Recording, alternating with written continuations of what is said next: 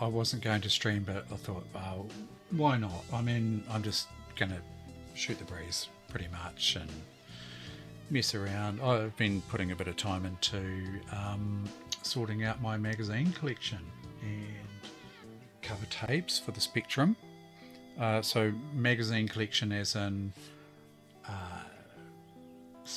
Sinclair, mainly Sinclair. I've found a few classic car magazines, like Triumph.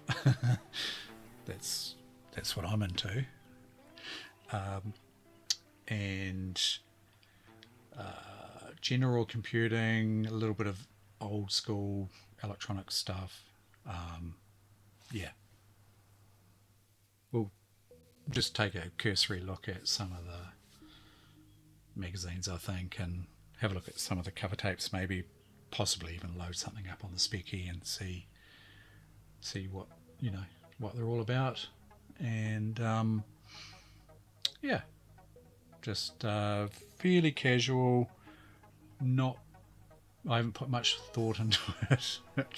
I don't really put much thought into any of my streams really. But anyway, you know. Yeah, so last night I played a bit of Flight Simulator, Scion, Spectrum Flight Simulator, with very sparse graphics, as you can imagine. Hardly any sound. I don't think any sound. Even when you crash, there's no sound. Interesting. But yeah, I thought I'd just set up for something here. I'm pretty disorganized, as I say, but that is the magazine collection and the cover tapes that go with the magazines. Pretty much, I think, most of what I've got. Yeah, so I've got boxes of stuff lying around the place. Here is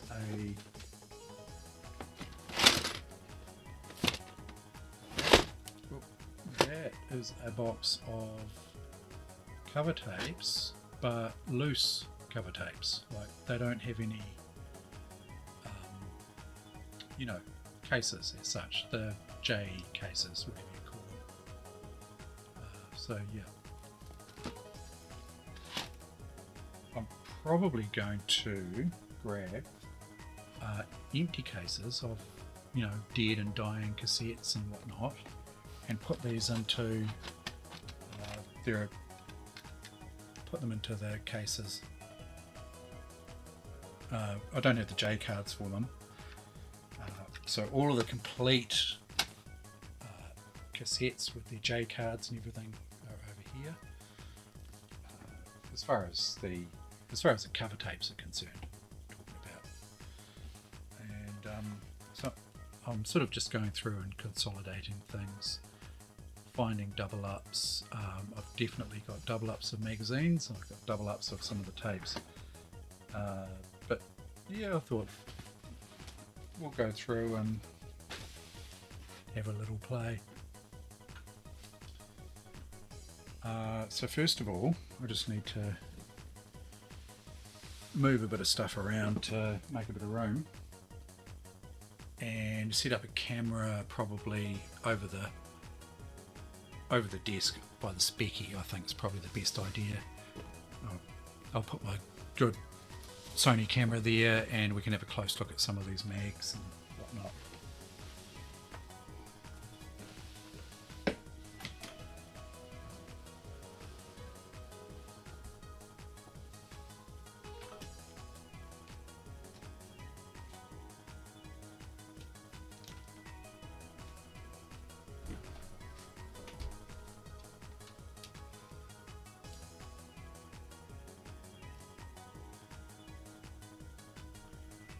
Now that I've transferred my brand new microphone to the microphone stand, which I used to have my Sony camera attached to, I've kind of had to resort to tripod to put my Sony onto.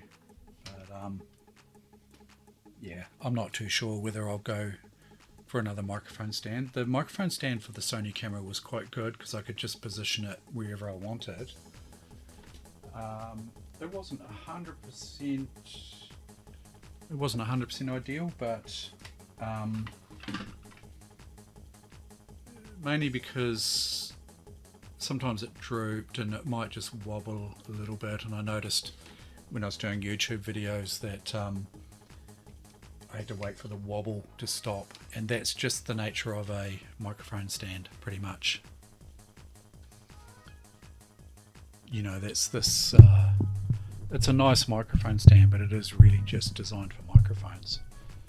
So I had my Sony camera attached to this here, and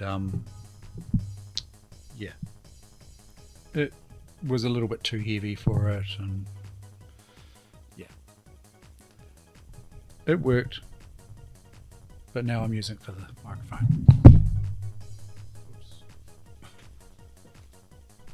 The stand actually needs tightening up.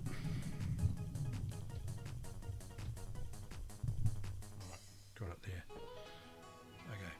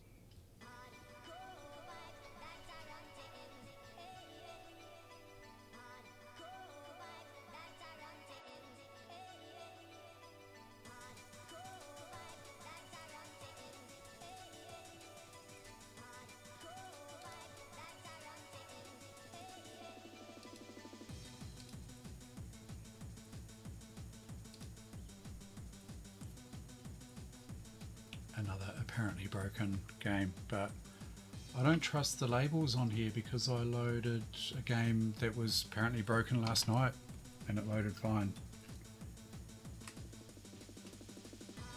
So maybe whoever had you know, whoever was testing these didn't have the right, or had a faulty tape drive or something.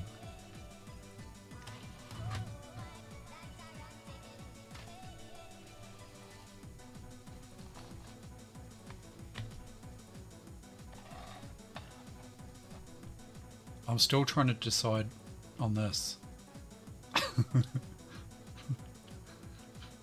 I'm just not sure whether, you know, it's appropriate at all. You know, my streams are not made for children, you know. I don't know, kids could watch, I don't know. But yeah, I don't know. It's undecided.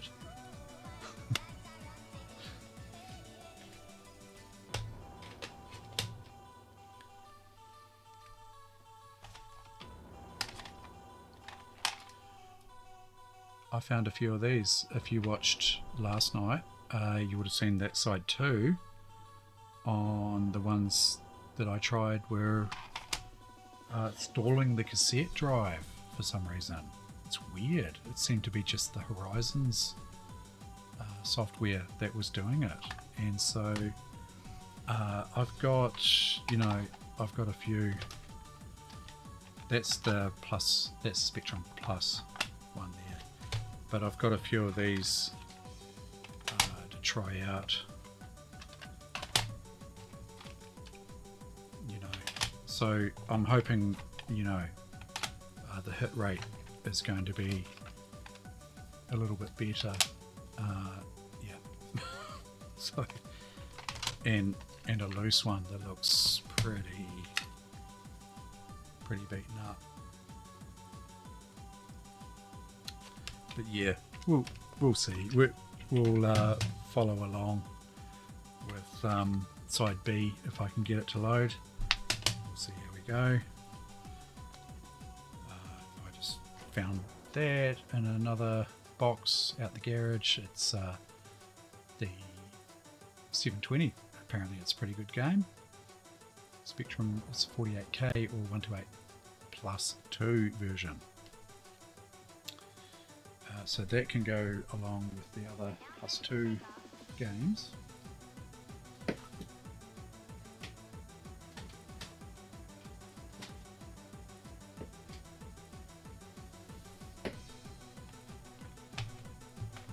I'm working on consolidating things, tidying things up, keeping everything in, in one area so that when I go looking for stuff I know where to find it.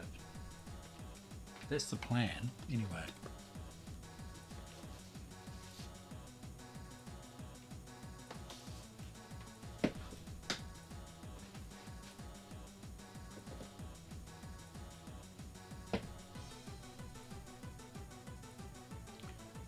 So maybe we'll come back to these here a little bit later on. I'm hoping that we're out of these here. We should get a hit, hopefully.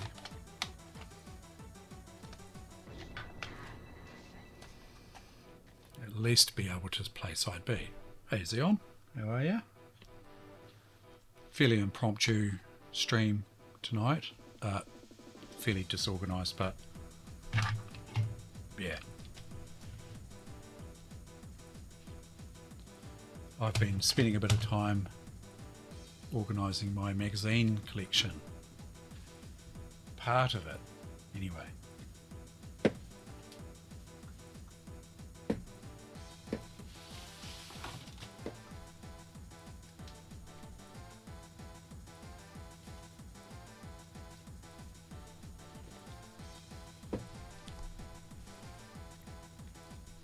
Here's a little slice. Needed, sweating, muggy, and purred. Yeah, not needed. Well, this morning, needed. Yeah, a bit sweaty. It's quite muggy. Yeah, pretty warm. Pretty warm. I am doing very well. So if I make some room here, I just wanted to sort of shoot the breeze with looking at some of these magazines and farting around, really. As I say, totally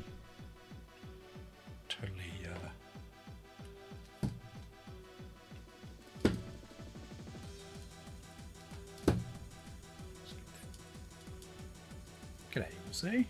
How are you? Welcome along.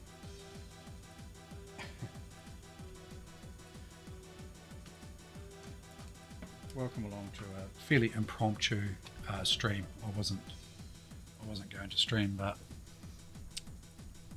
I don't know why I wasn't going to. I just felt like I needed to get more organised, and then I thought, nah, bugger it. I'll just get in and have a chat. We'll look at some magazines and some cover tapes and bits and pieces. There are some. I mean, historically, if you're into Sinclair, I mean, it's like a gold mine, really. But I know you young whippersnappers are, probably not into Sinclair, but us old buggers.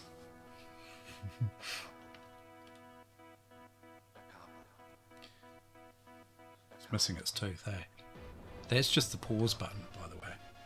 Missing pause button. Doesn't affect the workings of the machine.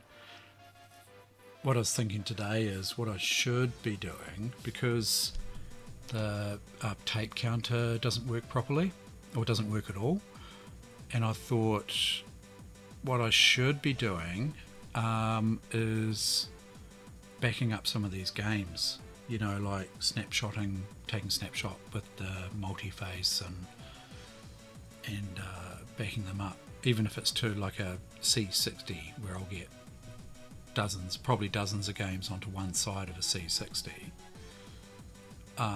But to do that properly, I really need the tape counter working, so that I can document on the J card exactly what games are where.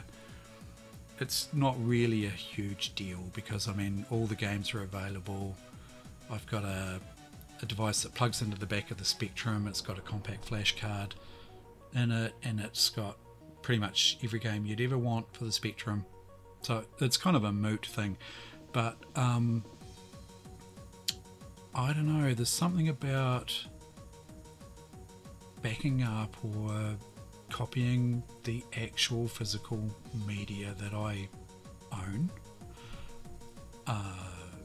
Most of it doesn't have any sort of sentimentality to me at all, but I bought a lot of the software and the magazines a while ago, a lot later than when I first started getting into the Spectrum. So they don't have really any sentimentality to me, but it would be quite nice to actually, I don't know, there's something about backing up the actual media. Yeah, I'm not sure what it is. It is a kind of sentimentality in a way, but yeah. But yeah, this is Sinclair User, right? This is March 1984. Obviously, at the early days of the QL with Clive Sinclair and his new baby. But just to give you a bit of an idea of what these magazines are all about. See if I can get you in a bit closer.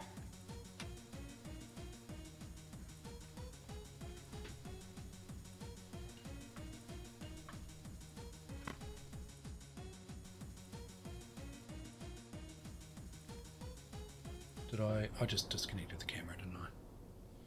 Actually, I need to update because the cables are all bloody tied up. I told you I wasn't very well prepared for this.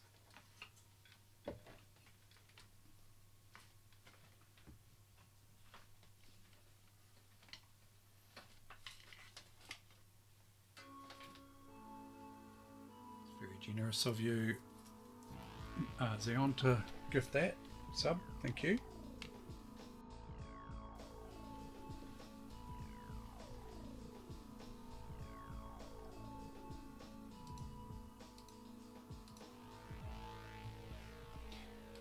Did you guys see this last night? For the Spectrum.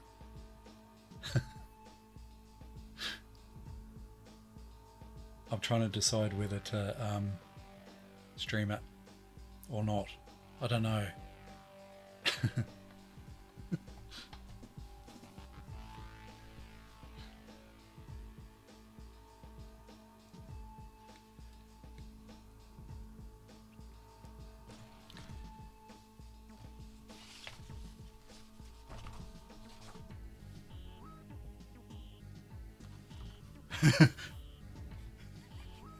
You should see the screenshots. Now that I've got my Sony camera, because last night I think I showed it on my face cam here, this crappy face cam. It didn't really do justice to the screenshots. I'll show you though. It's, yeah, comedy gold.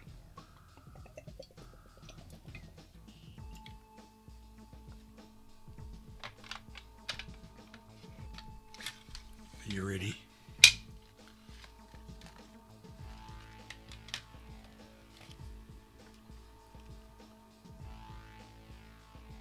Hang on. I'll get focus here. There we go. Now, first one. Oh, the Amiga version.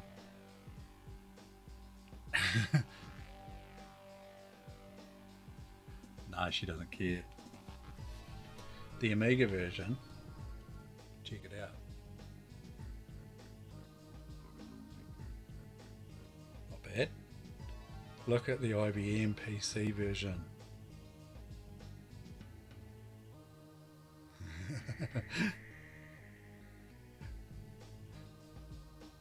This is the Atari ST. It's not too bad, is it? Not bad. That's the Commodore 64 128 plus 4. You know, there are no Spectrum screenshots. No Spectrum screenshots. And I bet you they don't look like that.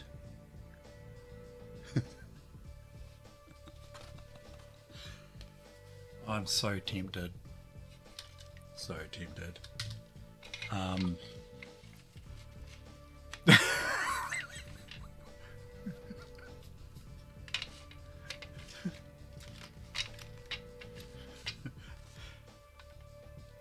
Bit of alien porn.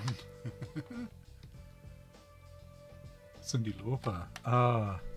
Probably. Yeah. I mean, it's the right era, isn't it? Oh, not quite. It's a little bit later than Cyndi Lauper, but yeah, definitely. I'm really tempted. Problem is, I'm useless at poker. So, you know, might get nowhere. That'd be bloody hopeless, wouldn't it?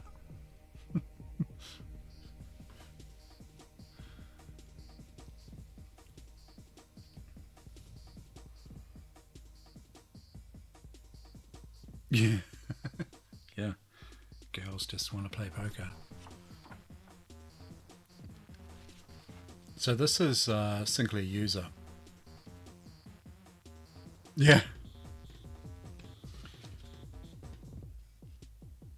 Incorporating Spectrum user. Now I've got some Spectrum user magazines as well.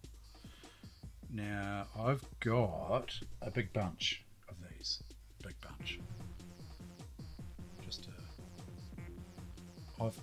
This is going to be Christmas holiday reading for me.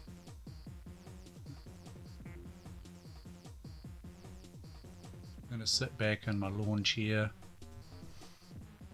supping a cold beer, with my tent in the backyard, because apparently we're going to be camping, backyard camping, because my niece, she's keen on camping. And yeah, we're just, the other half, she's not overly keen on camping and whatnot, and because we've got Alice and the cat, we're just gonna, I thought we'd do some backyard camping. So I thought backyard with in the lawn chair, as I say, with a beer, reading Sinclair user sounds like a fairly relaxing holiday to me. It's right up my alley.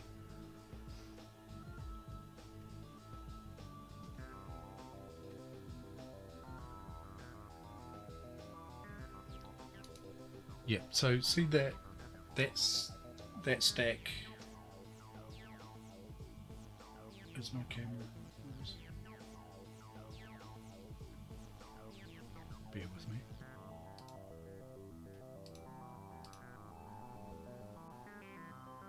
Is that working? For some reason my camera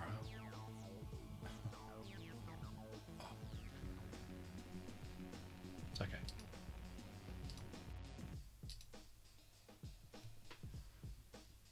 There we go.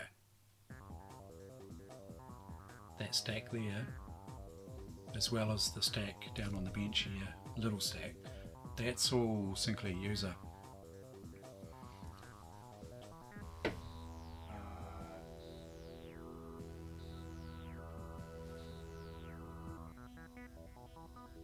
Yeah, it says incorporating. G'day Into, how you going? Nothing much happening here tonight. Bugger all. Oh yeah. It's my tan. I've been into the fake tan again. Yeah, not much going on here. Just kind of chatting, really, shooting the breeze. Just going through some stuff that is near and dear to my heart, and that is Sinclair. Magazine. I've dug out my magazine collection and my cover tape collection, amongst other things. Last night we had a bit of a bash with Flight Simulator on the Spectrum, considering Carsonomi's been playing Microsoft Flight Simulator 2024, which is gorgeous. I thought I'd show you the gorgeous Sinclair version last night. It's fairly sparse if you've seen it, the Sinclair Flight Sim. Speaking of gorgeous, we've got potentially other things coming up in the stream.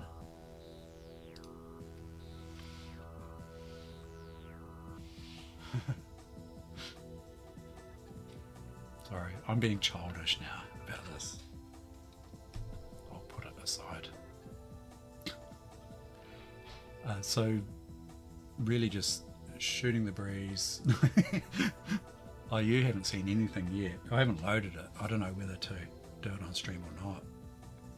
Probably need to put a vote up to see if people think I should do it.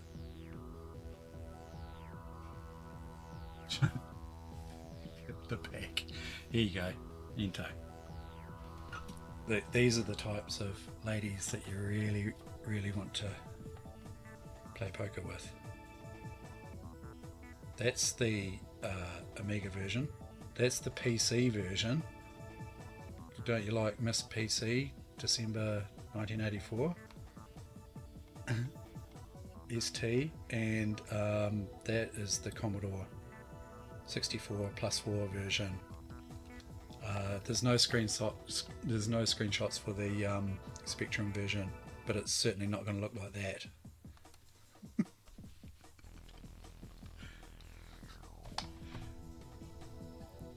Now Xeon's trying to talk me into do it. Yep. Oh, really? Did you? That's classic. Classic.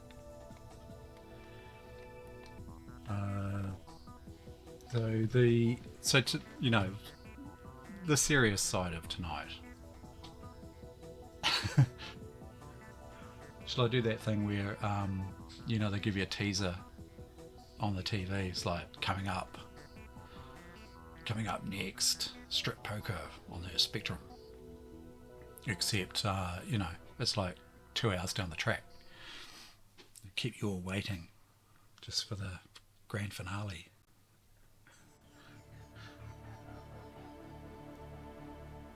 I probably will. It's childish, isn't it? But I mean,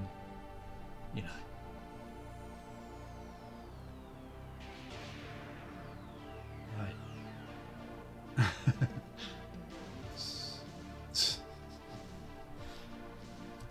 Righto. Seriously now.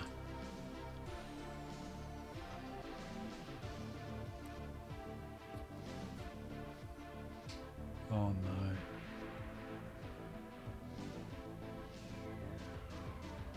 Oh yeah.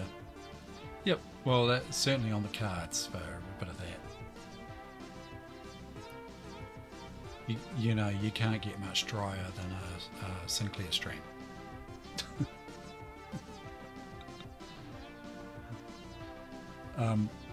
Anyway, I thought I'd give you a little insight into some of these magazines.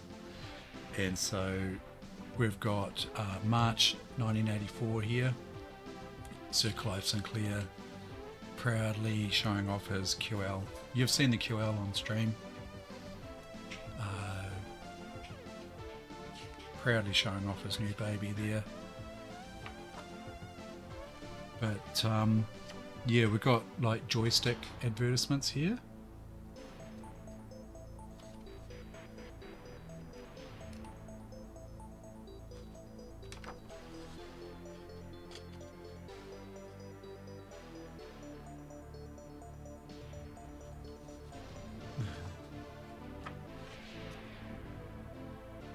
Yeah, Kempston with an interface.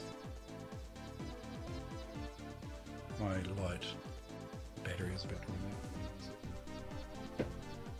I'll do wasn't prepared.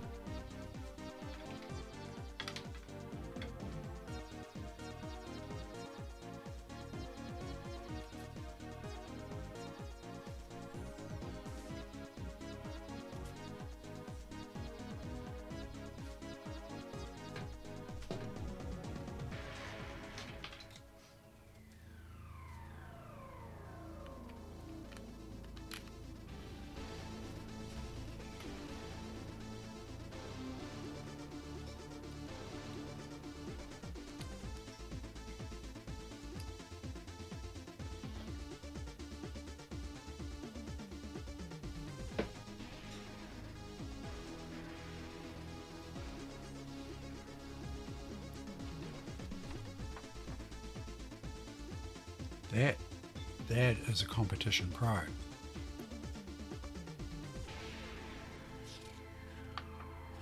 You know, in 1980, what did I say? In 1984 dollars or pounds, it's not overly cheap, is it? I mean, if you converted that into pounds now, that's going to be like $50, right? New Zealand now. 1984 money, it's not going to be good.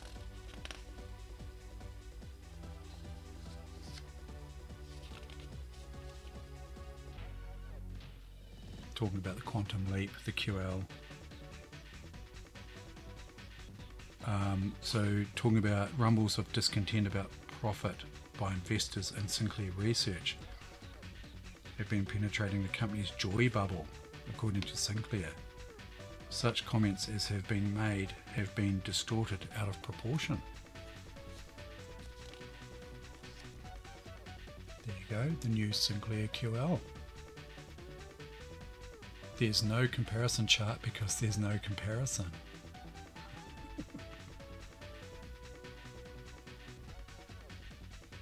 Yeah, right. Yeah.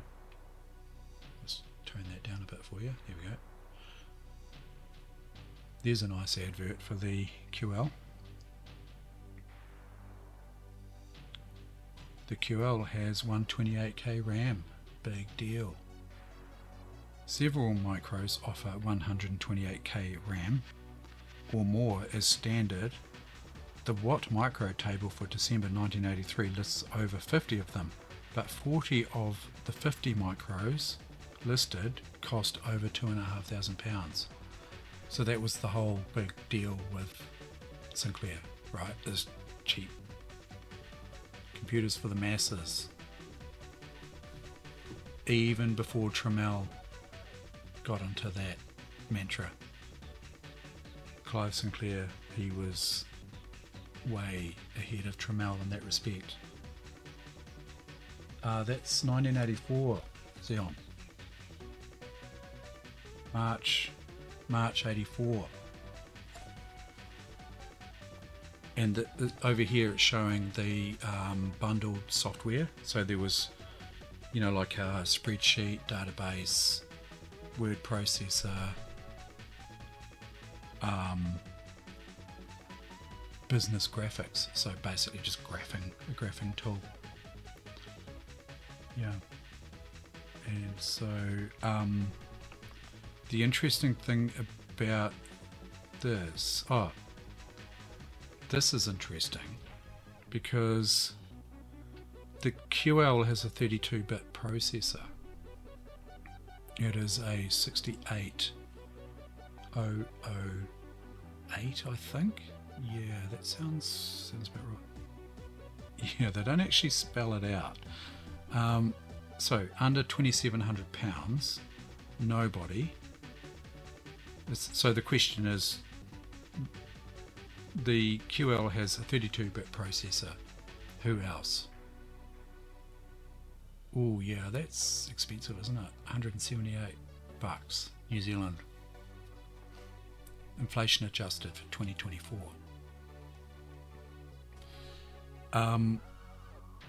So, question is, QL has a 32-bit processor. Who else? The answer, under £2,700, nobody. Even the new generation of business computers such as the IBM PC are only now beginning to use 16-bit processors. At prices like this, the Motorola 68000 family, widely regarded as the most powerful microprocessors available, will remain a luxury. Yet with the Sinclair QL, the 32-bit Motorola 68008 is available for less than £400. You can also be sure that the QL will not become outdated. 32-bit architecture is future-proof. What they don't mention is, as far as I know, that 8 on the end of the 68008, that 8 is referring to an 8-bit bus. So it might be a 32-bit processor, but it's still using an 8-bit bus. So internally, great, it'll crunch numbers flat out, but as long as you don't have to write to RAM, read from ROM, or read from RAM. So it sounds good on paper, but yeah. I don't know if you saw me playing games on this computer the other night, but I'm not, and I'm also not sure whether it's just the fact that the games are. It's not really a games machine; it's a business machine.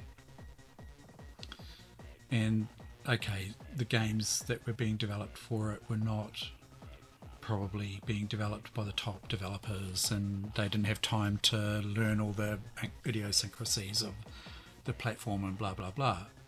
Unlike the Spectrum, which is an 8-bit processor, of course, you've got the Spectrum that had really good games, and as time went on, because the Spectrum was so popular, the developers and the programmers ate all sorts of interesting tricks out of the Z80 processor and the Spectrum itself, and came up with some really good games. The QL games are just, to my mind, from the very few that I tried, were way subpar. The Spectrum just absolutely blows it away for gaming. Yeah, marketing at its best for sure. Yeah, interesting, eh?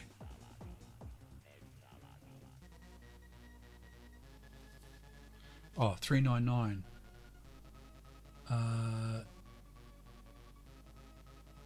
Yeah, so buy yourself a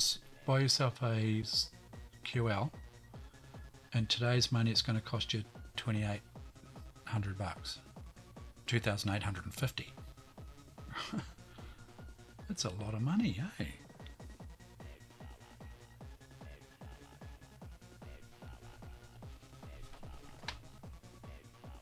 Exclusive new QDOS operating system. Yeah, so basically it's a marketing campaign there for Sinclair. So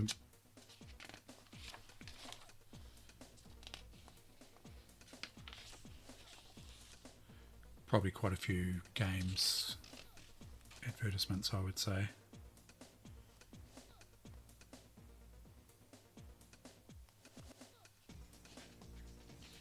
The paratroopers have landed. They will make your computer go crazy with fear.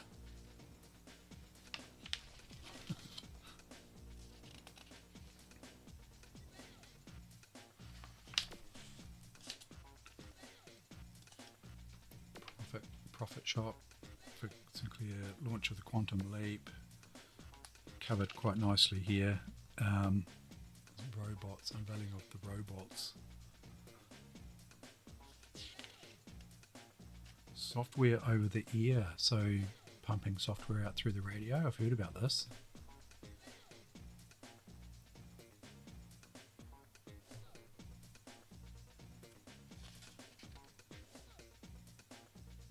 Listeners interested in receiving the programs have to send for the BBC Chip Shop kit, a 90-page booklet, and the translation cassette. Sounds complicated, doesn't it? Doomsday Castle. Learn to play bridge on your home computer. Bridge Master.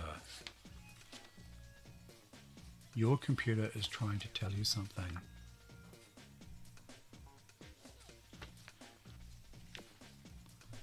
It's a listing. You type it in and it does something. And I think they've kind of obfuscated it in the code.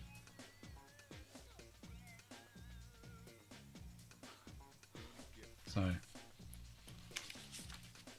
there's the Commodore 64 version, or the BBC Electron versions, and the VIC-20. Some sort of marketing campaign, I'd assume.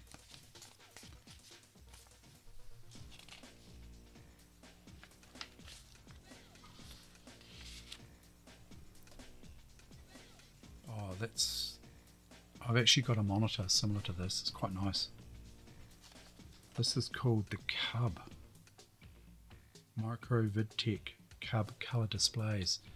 Really nice little monitor. I'm assuming that must be RF, because this only has RF, right? The Spectrum only has RF. So yeah, I should grab that monitor out at some stage, just have a wee play. But I'm pretty sure it's composite. Not sure it's got RF. I don't think it's got a tuner. So I'm not quite sure, unless it comes, unless this little add-on on the back here is some sort of RF, some sort of composite converter.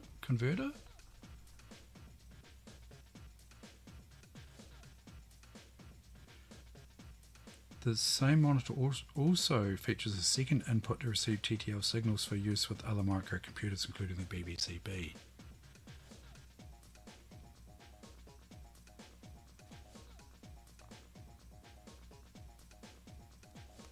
Yeah, not sure about that. You have to be RF unless it's converting somewhere there. Software industry, not a rip-off. In defense of Chucky Egg, there's some interesting reading here. Yeah, speaking of scams, I had a phone call today. It's one of those phone calls you get. It was from a New Zealand number. It had a +64, but it was an 0800 number, and I answered it, and there's that massive delay, and then you hear like click click, and then someone starts speaking on the other end of the phone, and they're like, it's such and such from 2 degrees here, and I thought, oh, this is a scam. It's got to be a scam. And the phone dropped out, and I thought I'd have a wee play with them, which I do from time to time. I just put my headphones in, and I just lead them on, have a wee conversation with them while they're, while I'm working or something like that. It's interesting. Anyway, it dropped out, and I said to them, I'm with 2 degrees, but maybe I have got a problem, because there was a big dropout there. And the guy turned around and said, oh no, there's no problem. It's just that we're wondering if you would be interested in 2 degrees broadband. And I thought, well, okay, doesn't sound like a scam. So I just said, oh no, sorry, we've got broadband already. And he just turned around and said, oh, okay. All right, thanks. Bye. See ya.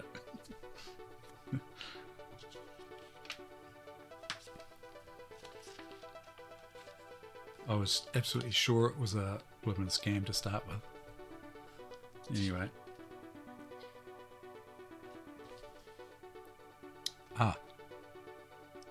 This here, that, I've got this, and it is a Centronics, and that's the tape for it. That's the driver, effectively. It's a Centronics interface for a Centronics printer. So you can just plug in like a LaserJet 4 or, Canon Bubble Jet or whatever. Inkjet, HP Inkjet. Use that. Bloody handy. Good for printing your listings and things. If you don't have any other way of printing. Programmable joystick. Look at the colour.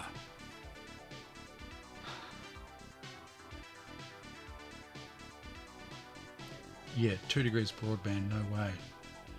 Yeah. Man, that's bright. Win a Robot, part 2 of our Mammoth competition.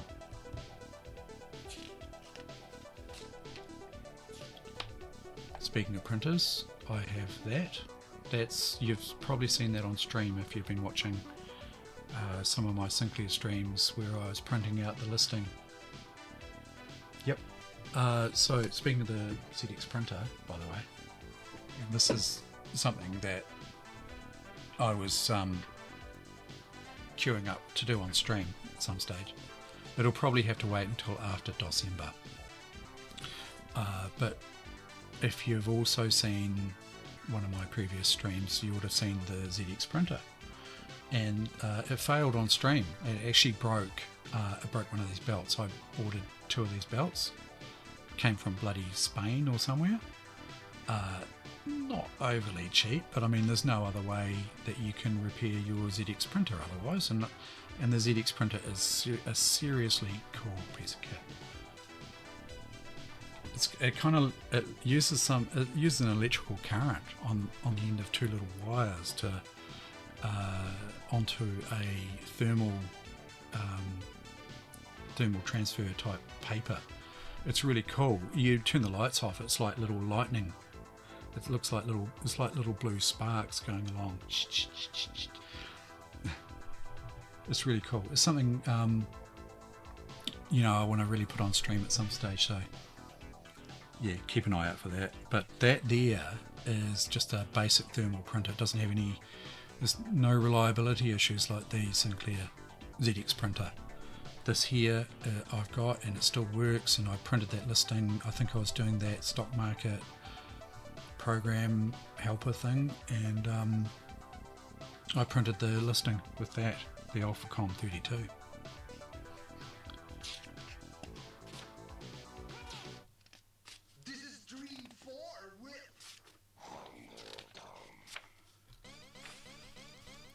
Programming languages 4884th.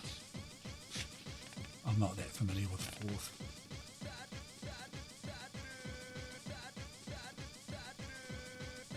Oh really? Oh bugger.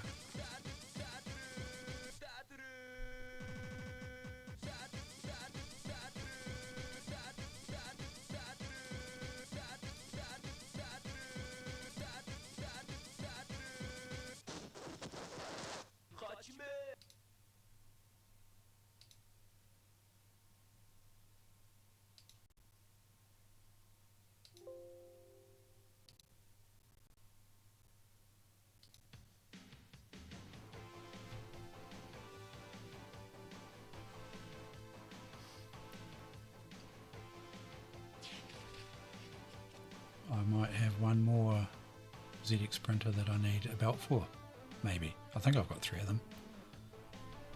I ordered a couple because I didn't know what they were going to be like, but yeah, maybe if he's got them,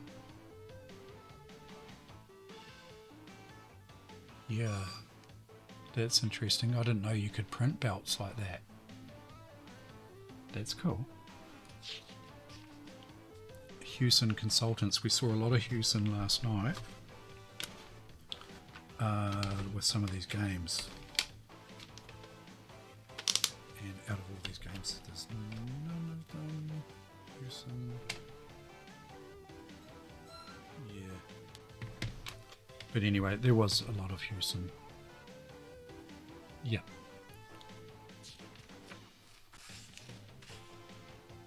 Lots of advertising in these, eh? These are cartridges. Interface games are fast but not furious. He's reviewing ROM cartridge software currently available. So I've got this one here, chess. You've seen me play Chess Battley on stream also. I don't think I've got these 2. Got a couple of others. I've got what is it? Jetpack. This QL 0.5 megabyte RAM expander. I've got one a little bit like that. Okay, Xeon, good to see you. We'll catch you later on.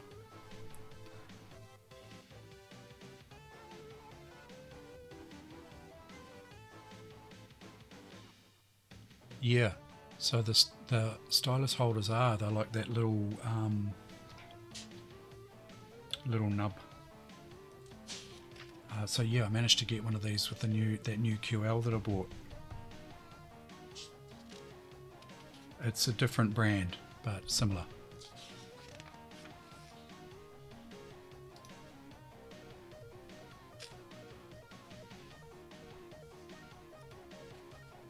Talking about networking, the QL. This is just gold. I'm going to enjoy sitting on my lawn chair in the middle of summer, reading this, supping on a cold one.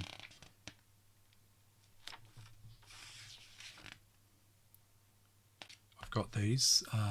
So this is the Spectrum editor and assembler, which I've used. I'm no programmer, I can assure you of that. But I've just very slightly dabbled in a bit of machine code to try and get my head around sort of the inner workings of it, really. And I used the editor and assembler, and I've also used the monitor. It's pretty cool.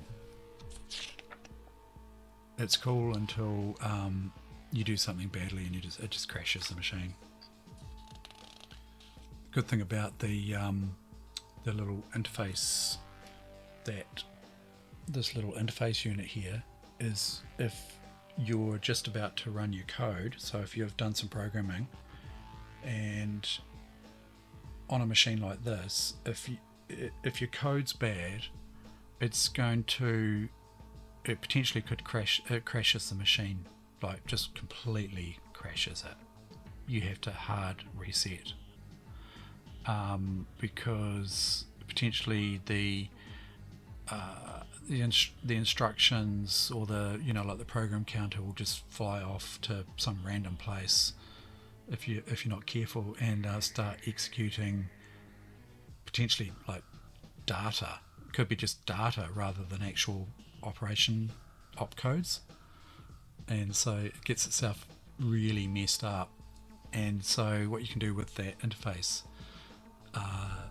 snapshot utility is you can do your programming and go, right, I'm ready to try it, hit the red button, stops the computer, and then you'd back it up to, save the current state of the machine, so probably all 48k or 16 if you're running a 16k machine, and just dumps that out to microdrive or whatever you've got hooked up, tape or whatever. You run your code, and if it crashes the machine, you can just restore. Because the problem with a crash is if you don't do that, you have to go get your tape, right? You restart the computer, you get your tape, you load in the editor assembler, which might take 4 minutes, I don't know, 3 minutes maybe. Then you might also want to put your monitor in as well, so you load that in, that might be another few minutes. And then you get your other tape and you load up your last backup of your actual data file as such, and load that into RAM, and then you make maybe one change to think that you've got the code right, and it crashes again, because you've cocked something up, whatever. And you start again 10 minutes later, 15 minutes later, you're back into it to make one other change to maybe hopefully sort it. Fingers crossed. If you're not a very good programmer like me, it's a pain in the ass. The nice thing about the interface 128 snapshot, bang, when you reload, it's loading the entire memory, so it's already got the assembler in it, it's got the monitor, it's got your program, all the memory locations are loaded, ready to go. Nice and easy. It's the challenges of programming with a bloody old computer, pretty much,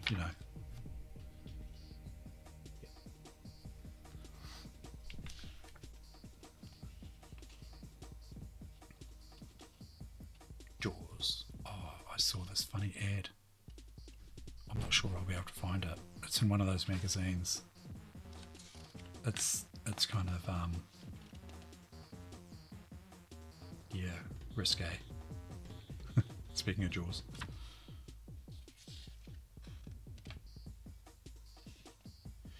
Yeah, that's what I think they did. Ento, exactly that. But you'd have to probably have, I guess, as far as, because I think was it, what's the guy's name that developed Manic Miner? Didn't he use a BBC Micro, because it's Z80 based as well, right? And I think he just like developed on the BBC Micro and just squirted the code through to the Spectrum, tested on the Spectrum, you know, and then if the Spectrum crashed, well, you still got your development environment running on the BBC. With the Spectrum, I don't quite know why he didn't use another Spectrum. I suspect it's probably something to do with the keyboard, right? Probably used a BBC because it's got a nicer keyboard. And probably better tools for, you know, programming in Z80. And so I guess with a Spectrum, and I've actually had a little play with this, is you can get two of them. We've got so this computer here has got it's got an interface 1 plugged into the back of it, and then I've got the multi-face, and then I've got a joystick add-on there. But the interface 1 allows networking, so you can network, and so I think you can just like pump the memory contents of one Spectrum to another. So you know that's also an option, which he could have done as well. But I think yeah.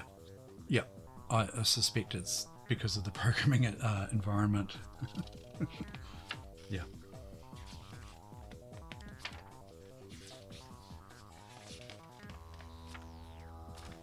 Yeah, so software, you know, type in moon mission, type in programs.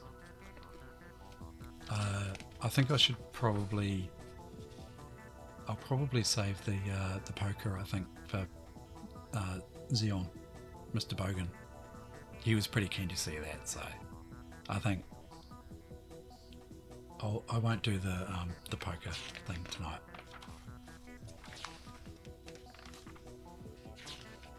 He was like, do it.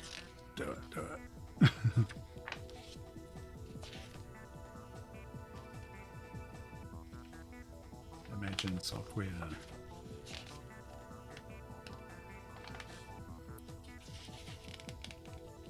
The Hobbit, I have that. Oh, Horus for the Commodore 64. Didn't realise they did that. Penetrator. Speaking of poker. Melbourne House. Bit of shilling for Melbourne House. Oh, look at this guy. He's printed out a listing. What does he got? That's printed from the ZX printer. It's like a silver sheet. Yeah. I didn't think but I'll see next time if Mr. Bogan suggests that. We'll have a laugh.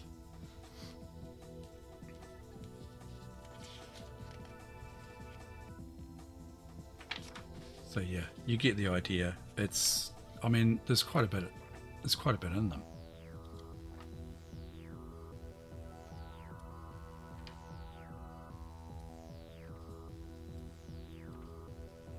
Oh, look at this.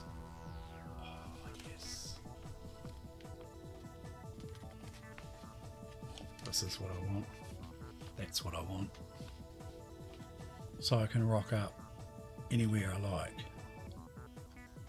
And, you know, do computing. what do they call those people that go into cafes and use typewriters and stuff? Can't remember what they call them now. It's like a trendy sort of modern thing to do. Go to the cafe with your typewriter. That is seriously cool though. I really, really, really want to do something like that. Look at it. Look at that case. So cool.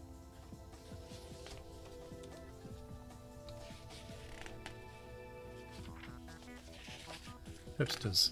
That's the one. I can be a real hipster and rock up with my Spectrum. I'll just have to ask them for a extension cable. That's all. And a monitor, maybe, like take a little TV monitor with me. And briefcase in one hand, TV monitor in the other. Here's another one, look. It was a thing.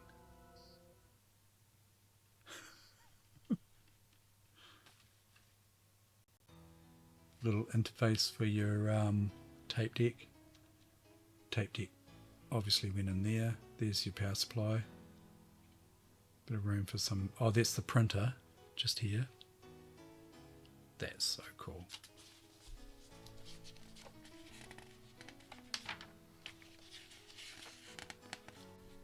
Oh, here's one of these keyboards. Oh, yeah. But I think going to the counter and asking for an extension cable would be really hipster though, wouldn't it?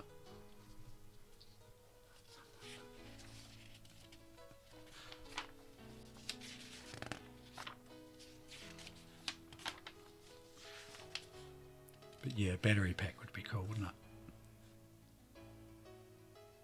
Yep. Yeah, well, I mean, it's a 12 volt 1 amp supply. I don't think it uses the whole 1 amp. And the tape deck, in fact, I've got a tape deck that runs off four AA batteries.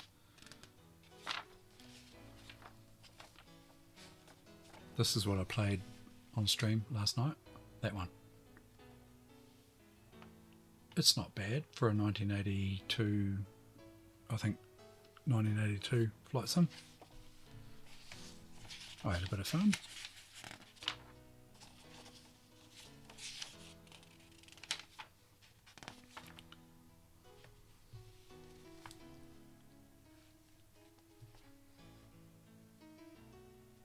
Nice artwork on these, some of these, the covers. I mean, that's Sinclair user. Gives you a bit of an idea of Sinclair user.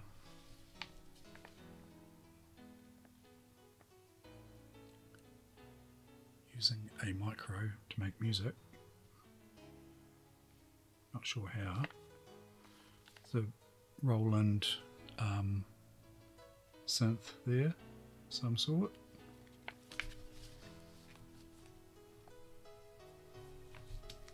So the mission is to match up.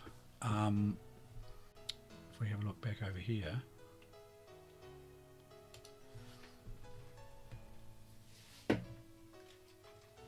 these tapes here,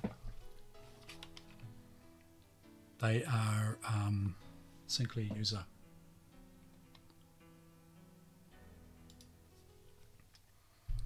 SU, Sinclair user tapes, and they're cover tapes. They would have been attached to the front of the magazine.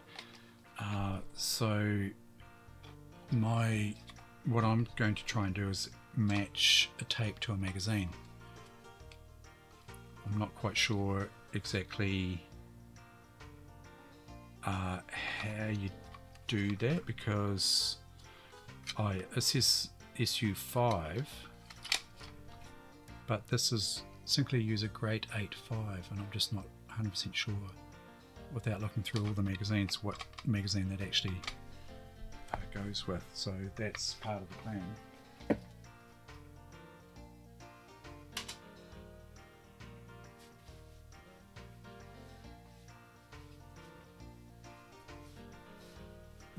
magazines I've got is the QL user. Oh yeah. Yeah, I just have to go through and check, that they're actually working, because I've loaded a few of these cover tapes and they're no go.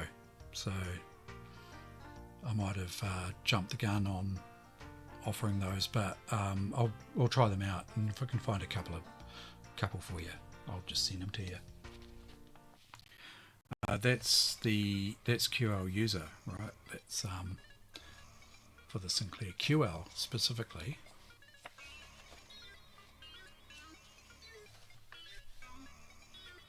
Cartridge tidy, So yeah, that's really interesting stuff for someone like me who's brought up with Sinclair stuff. I'd say a lot of it's pretty dry. It's going to be business software and whatnot, but still pretty cool. So yeah, a bunch of Sinclair user.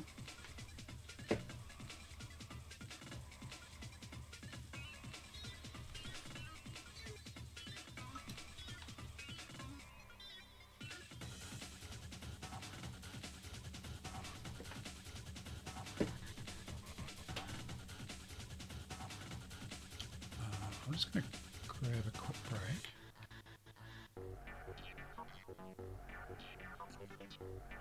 I'll be back soon.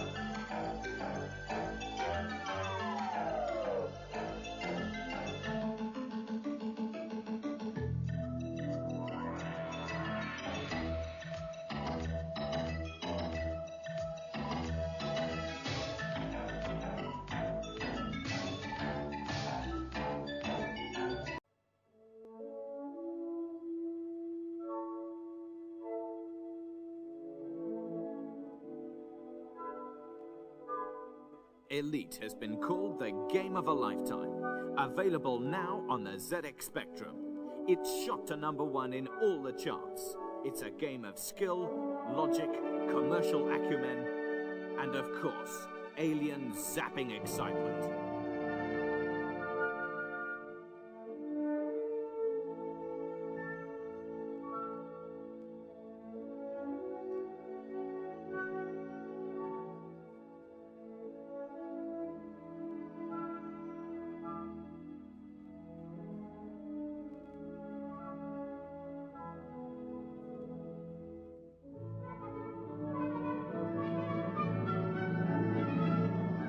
Never seen Elite before, or never played it, buy it now and treat yourself to the game of a lifetime. Okay, son. Remember to roll when you land, alright, buddy? Yep. That's the boy.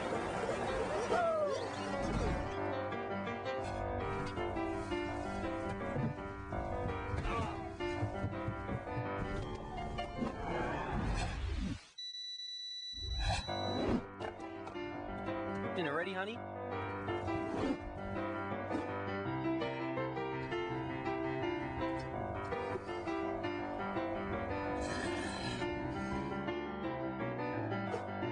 Now, with a over 200 games, there's only time for the important things in life.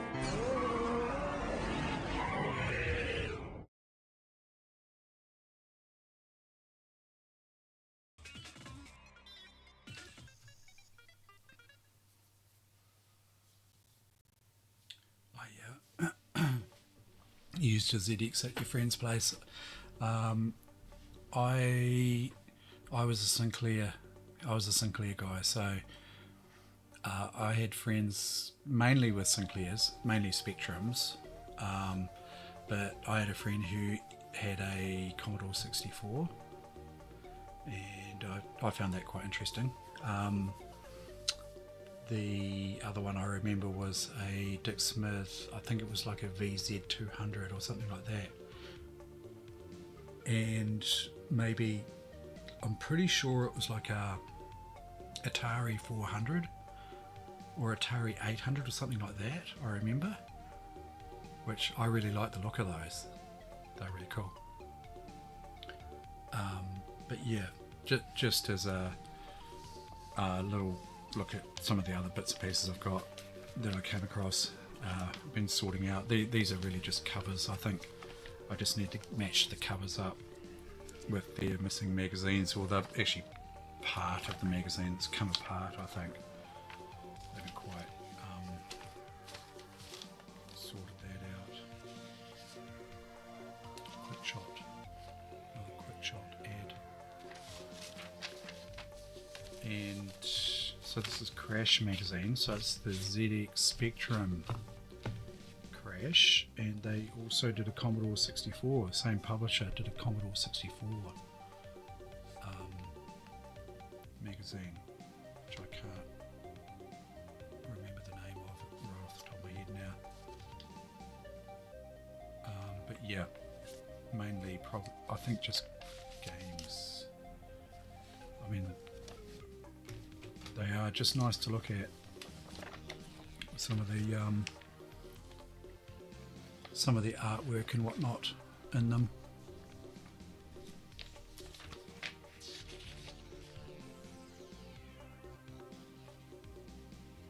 That's not Spectrum though. Capcom, Street Fighter. They must be like arcade, is it? Outrun. Nice and colourful, you know, nice big colourful advertisements in this one. Oh yeah, this is what I was looking for. That's what I was talking about before. This is a calendar, and it's going to be too big to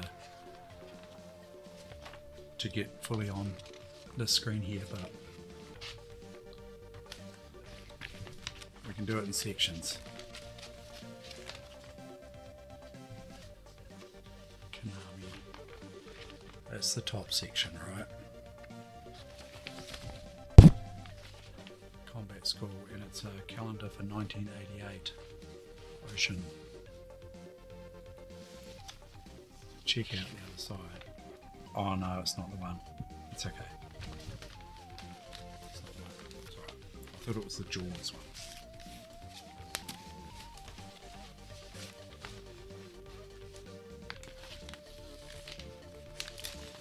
Quite nice artwork. Big poster, and that's another calendar. Oh, that's the second half of the year. 1988. Oh, Zap, that's what it is. Zap 64. Commodore 64 mag. Don't think I've got any of those. But yeah.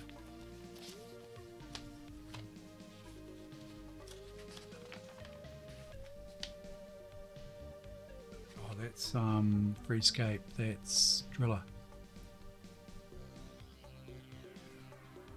Driller for the Spectrum.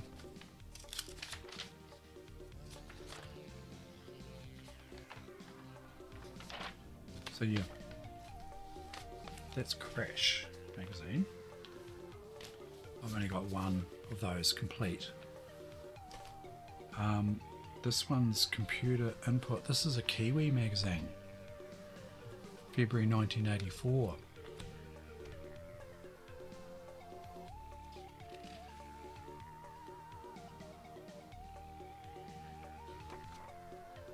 Covers all sorts, I think, pretty much computing in general. So what have we got there? Archives. Archives. PC. Not seen one of those before. Commodore 64. $1,000. $1,000, 1984. Not cheap.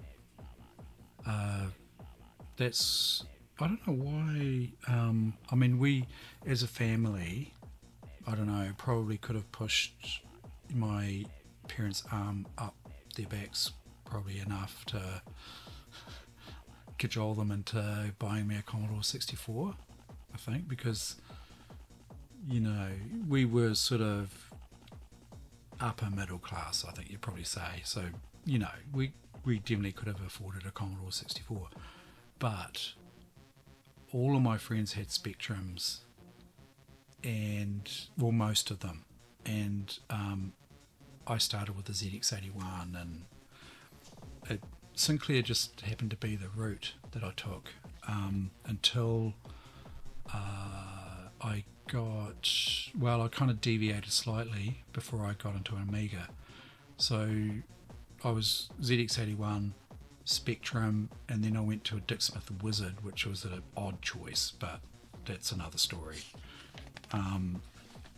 Because it's less of a computer probably than the Spectrum, more of a games console, and I was never into games console type thing. I was more into computing. So yeah, that was a strange decision, but I had fun with the Dick Smith Wizard, and I've still got one. I've still got my original one. It doesn't work, but I've got another one. And then I went to the Amiga. So yeah, I converted to Commodore. Spectra Video, SV318. I think I've got one of these here. I think it's that model, Spectra Video. It's got the built-in joystick. It's pretty cool. Auric 1. So these are just general.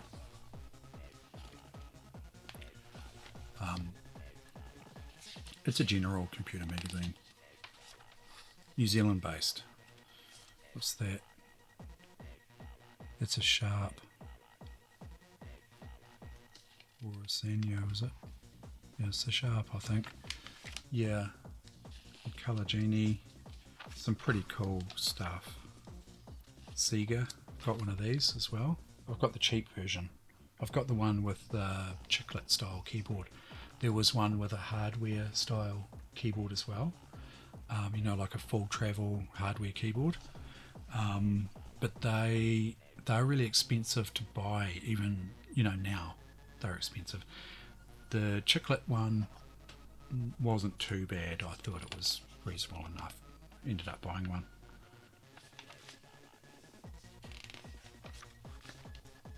VIC-20, got a VIC-20, got the C64 and the 1541 drives. Look, $1,000 for a 1541. So it's as much as the Commodore 64. Basically double it to get a disk drive. Look, the printer, $800 for a printer in 1984. I think I've got one of these too. The thing is, stuff just gets stashed away, and I haven't got very good records of what I've got, and it's all just by memory, but I think I do have one of those.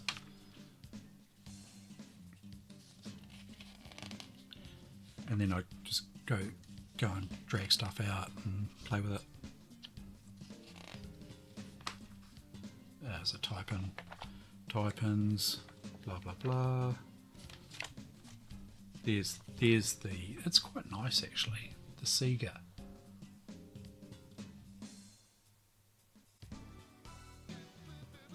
Yeah. Sega, although it's chiclet keyboard, it's actually, I don't know, there's something sort of aesthetically satisfying about that computer. I don't know, even the keys look reasonable, you know.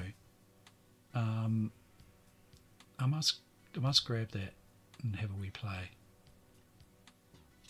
I don't know anything about it. I don't even know what CPU it runs. Look at that plotter. That's cool. It's cool. The little joystick. Yeah, really neat.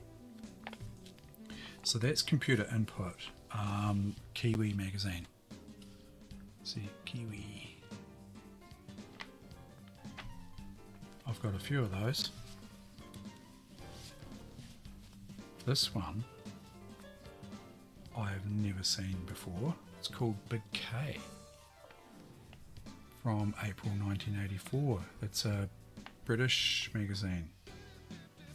Obviously Spectrum-esque. G'day William, how you going?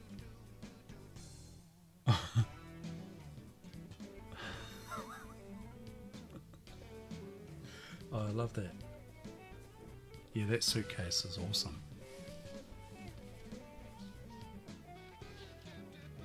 How rich can you get? We talk to big earners. Free cassette plus games programs. So I think this is kind of like General again. It's like C64.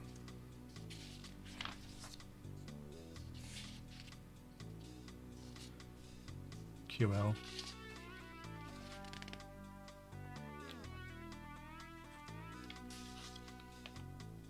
That's Mac, is it?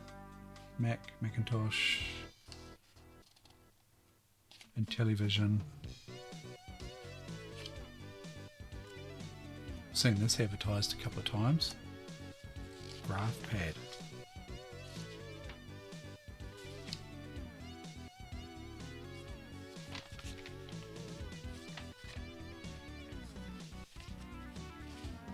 Joysticks.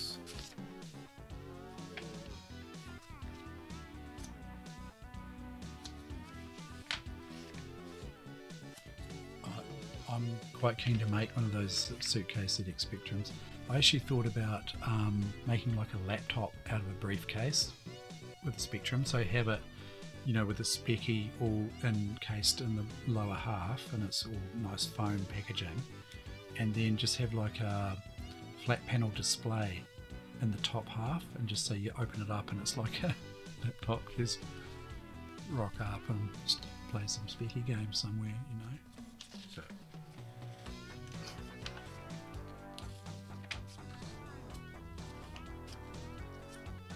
Sounds like a laugh to me.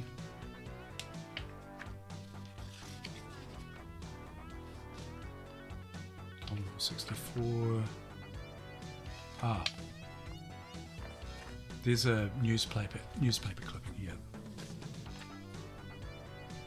Meanwhile, in Alexandria, Virginia, an electronics technician faces 2.5 years jail for committing credit card fraud with a home computer system using a plan that a prosecutor said was similar to one in the film War Games, in which a teenager uses a home computer to gain access to a computer with national security secrets.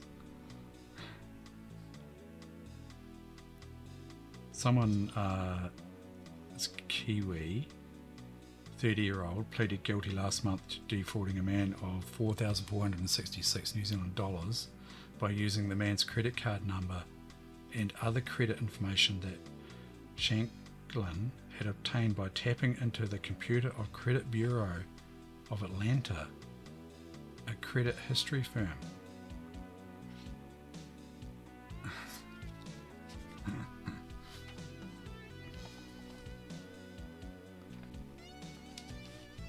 TRS color computer, the Coco. Very nice. Very nice.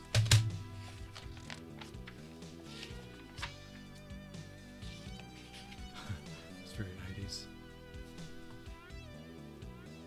Girlfriend's bored, waiting for boyfriend to finish his game.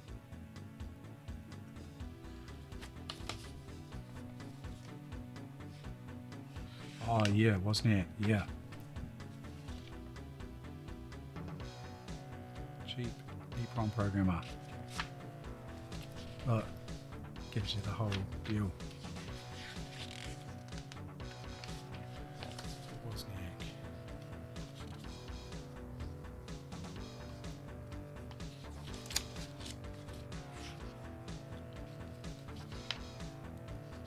I skipped over him, didn't I? What's this? Interesting.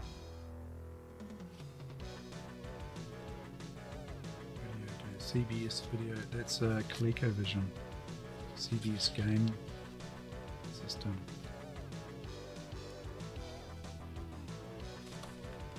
I did see him before.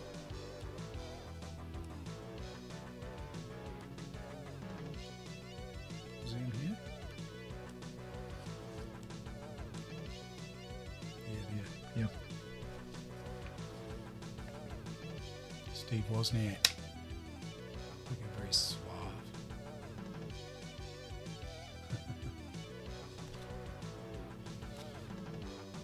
So that's Big K, issue number 1, April 1984. I've got one of these, Sinclair Projects, the magazine for the serious Sinclair user, not just you bloody gamers. Real-time clock, ZX81 add-ons adapter, the Prowler robot. So it'd be like real techie stuff. Sort of electronics, almost like electronics magazine, really, isn't it?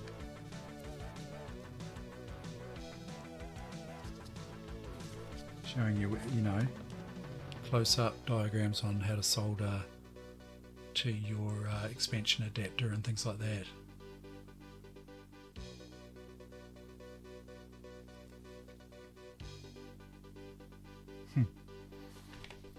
But yeah, that's pretty full on. Circuit layouts. Pretty cool though.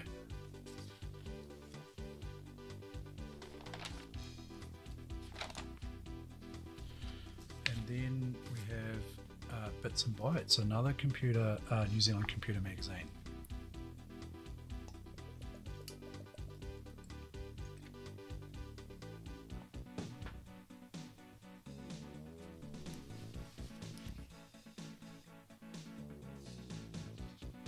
Exclusive new Commodore 64 reviewed. Cutting edge. It's like newsprint, you know, pretty cheap. Micro news. Oh, I want one of these. I want one of these. I want the terminal. That's so cool. Love it. Micro Bs. I have a Micro B. I don't think it's working. Initial tests showed that it wasn't working. I have a System 80. My System 80, I've got a couple of them, well, maybe more than two. One of the tape drive in it is a bit flaky. It works to start with and gradually deteriorates. So at some stage, it's a bit of a work in progress. We'll get onto that. Probably on the stream, I suspect we'll have we play with that. System 80. It's basically, it's a TRS 80 clone. There's the VIC 20, Osborne 1. I have an Osborne 1. I don't know what condition it's in, if it's working or not. Physical condition is fine. I don't have any boot discs, but now I've got the knowledge to actually make my own boot discs after watching a lot of YouTube and doing a bit of reading. Pretty sure that I can make my own boot discs for that. PC. As far as like these early PCs concerned, I've got a couple of 5155 luggables, both working, and I've got two 5150 boards not working. So again, that's like a work in progress for the 5150 boards. It's troubleshooting that's pretty much sort of almost getting outside of my my realm of knowledge, although I'm happy to sort of be guided, as to what to try. I think it might be bus transceivers that might be the cause of the issue. I've got a clock, it's coming out of reset, but it doesn't seem to be communicating. I haven't probed the data or the address lines fully at this stage, so yeah, it's something that I would have to put a bit of time into learning a bit more about before I start sort of troubleshooting that sort of stuff. Commodore 64. Someone's written a note, handwritten note there. What is necessary to do this?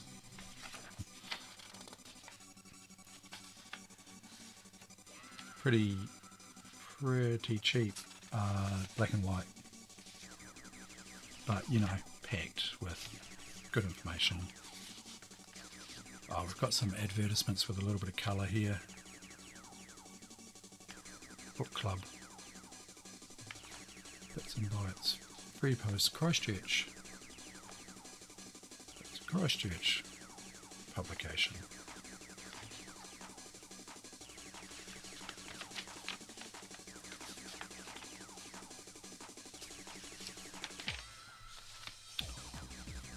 Basic. What do we got? Oh, here's a Dick Smith and the Wizard. HX20 portable. Epson HX20. Pretty cool. This is the Dick Smith Wizard. Talked about having one of these. It's got the additional chiclet keyboard. That's not how it came.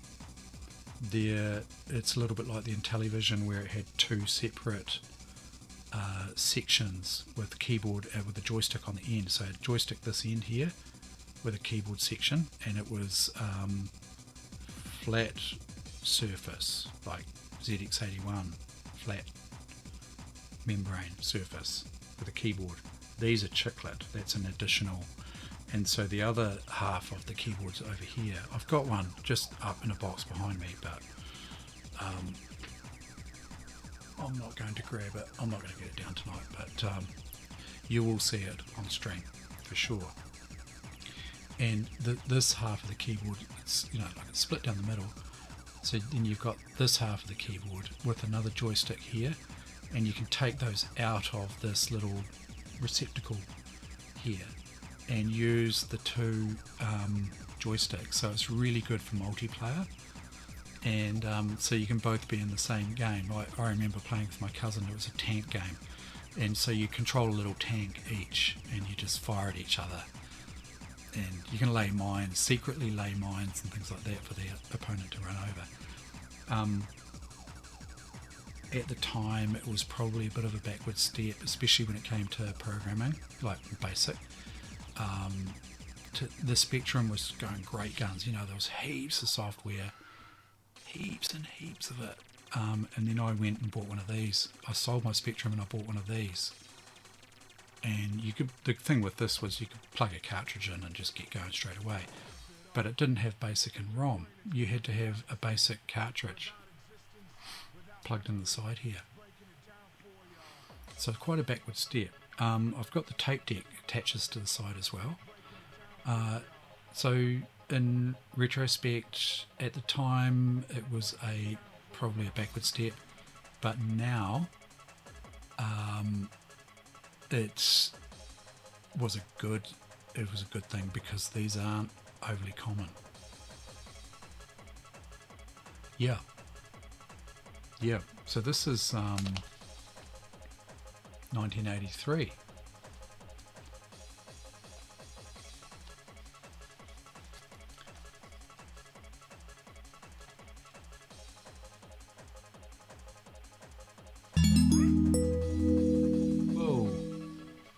readers.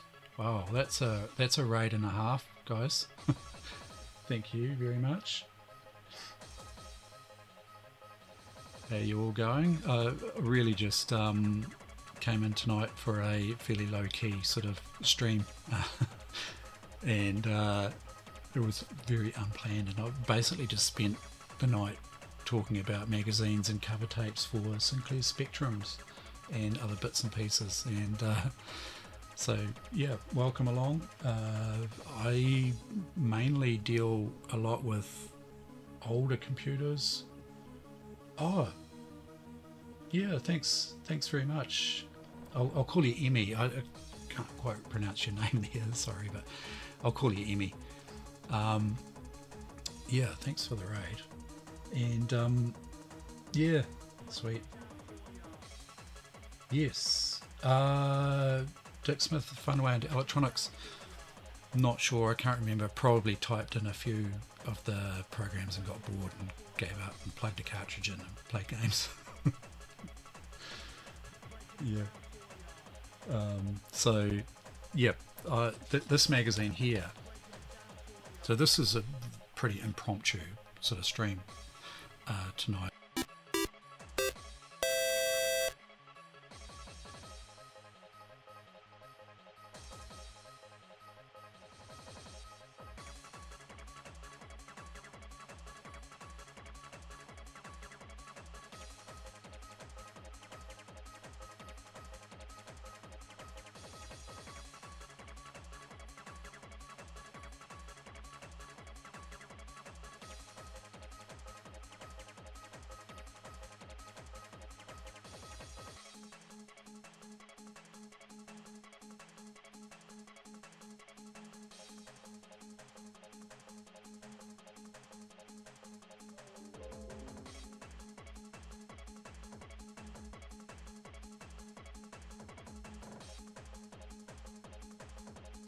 Sorry about that.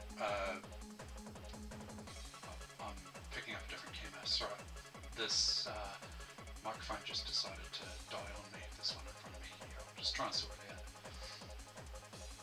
That was pretty bad timing, wasn't it, for that to happen? I think it's my NVIDIA broadcast that's decided to spin the dummy, is it?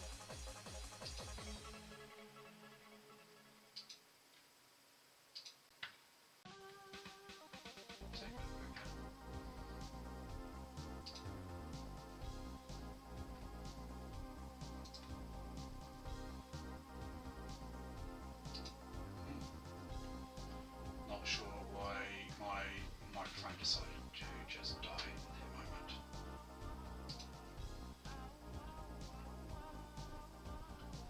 That's annoying. Yeah, can you hear me okay? I'm picking up from a blooming webcam over here now. Yeah, maybe I'll just try and plug it back in again. Yeah, I reckon. Hey, Mr. C.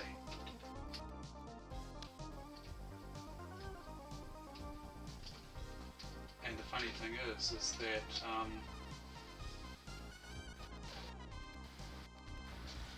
yeah, the funny thing is that it's the first time it's ever died. It must have known that I was going to get raided with 210 people.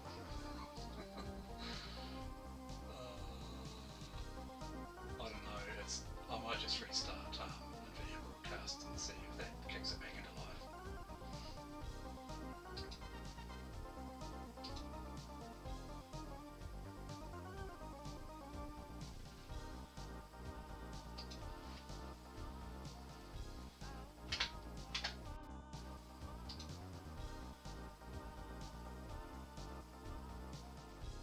Is that working now? No.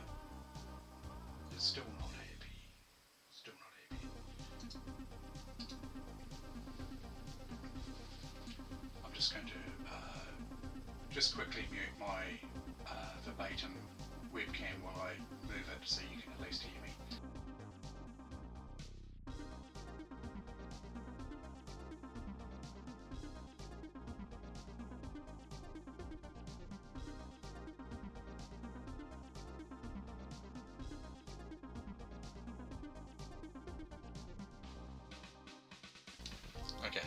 hopefully you can hear me. The quality of this audio is going to be crap. I've had this microphone for about, what, a week? Yeah. Quickly scramble for a working microphone. I've had this microphone for probably over a week now, and I'm happy with it, but I'm not quite sure what's happened. I'll work it out off stream. But yeah. So what I'm saying was, this sort of thing, the Sinclair is my bag pretty much. Not exclusively. So if you're interested in keeping an eye on the channel, I mainly deal with a lot of PC, like 386, AT, right up to probably Pentium 4, I think, is about the most modern system that I use, and it's pretty much all hardware, no emulation or anything like that. The other thing is that Sinclair, Blimmin, DOS, all that stuff, and I do a bit with Dick Smith. One day, I haven't streamed the Dick Smith Wizard yet, but keep an eye out. At some stage I'll stream the Dick Smith Wizard. It's an interesting system, and so yeah, I've got Dick Smith Wizard and a couple of other types of Dick Smith machines, System 80 and whatnot. Yeah, I dabble in all sorts of bits and pieces, so I'm no expert in any of this, but I like to have a wee play, mess around. I do sort of basic repairs and things like that, nothing too serious. But yeah, that's pretty much what the channel's about, is messing around with hardware, playing a few games. I'm playing, so December I'll be playing Redneck Rampage on a Pentium 166, and Need for Speed, the original Need for Speed, on that same machine. And yeah, I might drag out I've got a 386, possibly even the IBM 5155 luggable, possibly. I don't know what I'm going to play on that. I don't know, maybe Driller or something. I'm not sure. I'm not even sure I can capture it. So that's pretty much, you know, what the plan is for December. Might do a little bit of hardware, messing around with hardware. I've got a few computers, a few IBM compatible PCs that I want to assess and whatnot. So yeah, that's my plan for December. I've been doing a bit of Spectrum stuff lately. A good friend of the channel, Carsinomi, he was playing Microsoft Flight Simulator 2024 the other night, and I thought that I would show him how a real flight sim runs.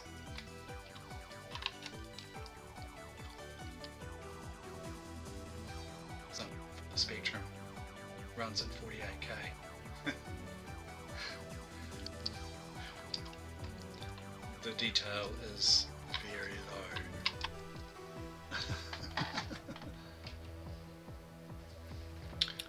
Yeah, it does actually into. Yep. So what I was thinking of doing was just tapping off the CGA card, and it's just two wires, right, out to an RCA connector. Oh, is it?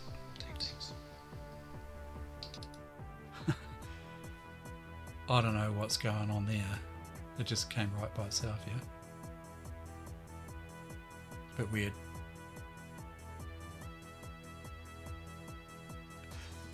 Yeah, we are seeing out the last days before December with not DOS for sure. The furthest from DOS that you could imagine.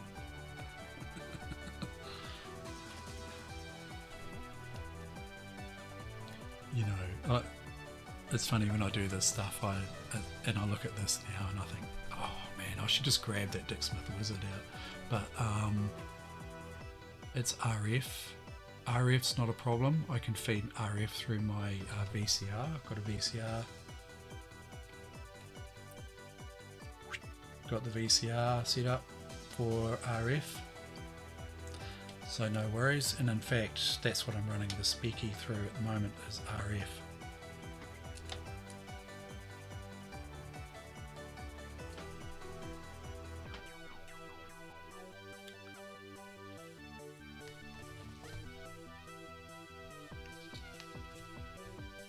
So yeah, the Dick Smith Wizard is, it's kind of like an Intellivision. I think it's like a rip-off. Yep. Yeah, the RF, it works perfectly, and it's going out to just a cheap bloomin' capture, you know, composite capture, USB. Yeah, I've never seen a Creative Vision. So yep, so this is basically a Creative Vision clone. It's made by Creative Vision. It is a Creative Vision. It's just got the Dick Smith Wizard plastered all over it. $495 in 1984. This one, 1983. 1983. It's a bit of money. That's New Zealand dollars, by the way. Yeah.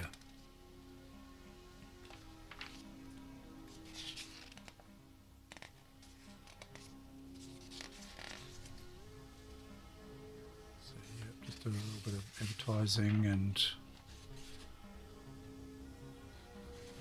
bit of programming there. Yeah, yep.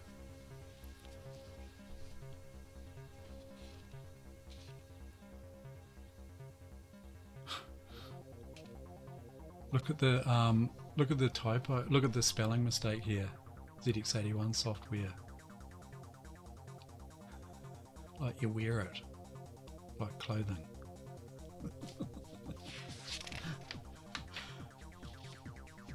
It's not a joke, is it? No, it's not a joke.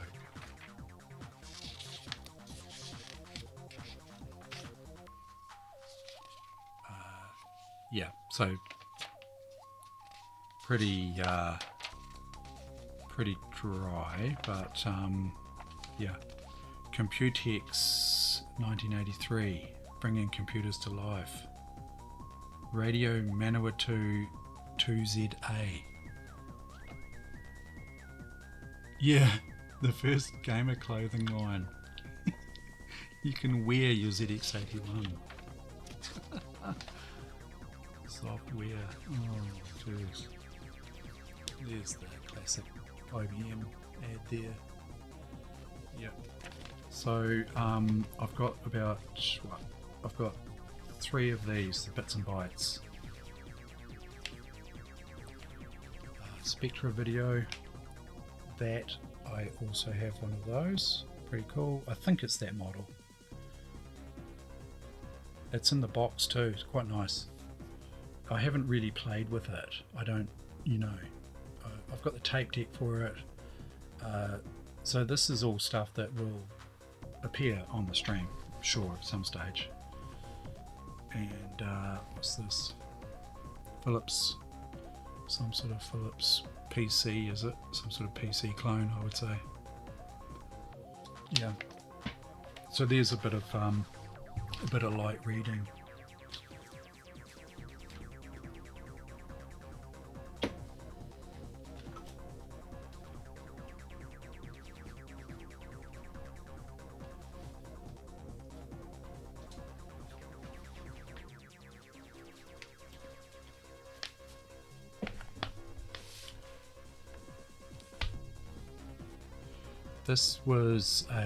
This is just a general electronics magazine, but it happened to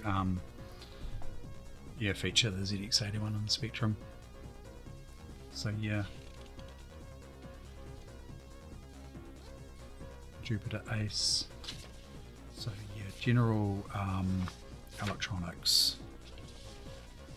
That's got to be ZX81. That's the ZX81 flight sim. That's the one I actually wanted to show on stream last night, but I don't actually think I've got the Scion flight sim for the ZX81. I've got the ZX81, I just couldn't find the flight sim. I thought I had it, but maybe I don't. Might be confusing it with the Sinclair version, this one here. Sorry, not the Sinclair version, the Spectrum version. Yeah. So, yeah. But, yeah. Oh, it's actually showing you how to build a joystick, pretty much.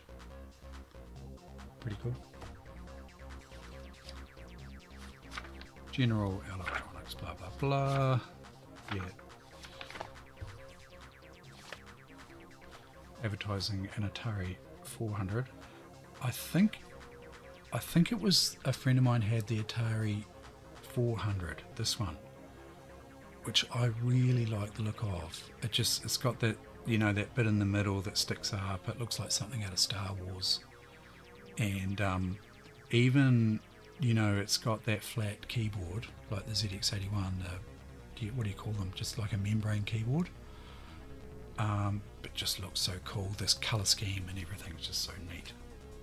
Love that. But yeah, that's just the electronics mag.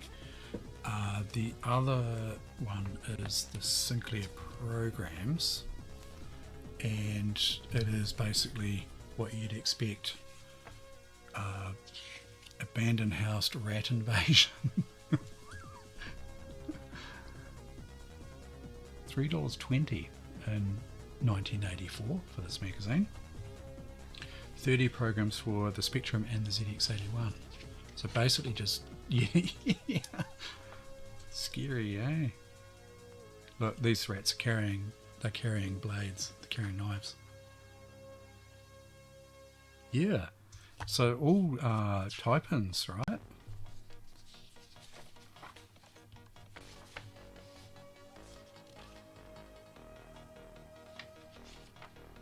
Nice colourful advertisements.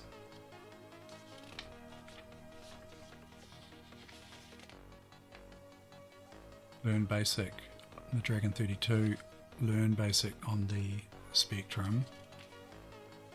Leaders to the editor, sheep, dog.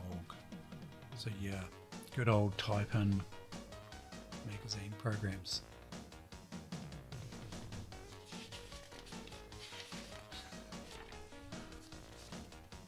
Extend your 16K Spectrum to 48K for just £23.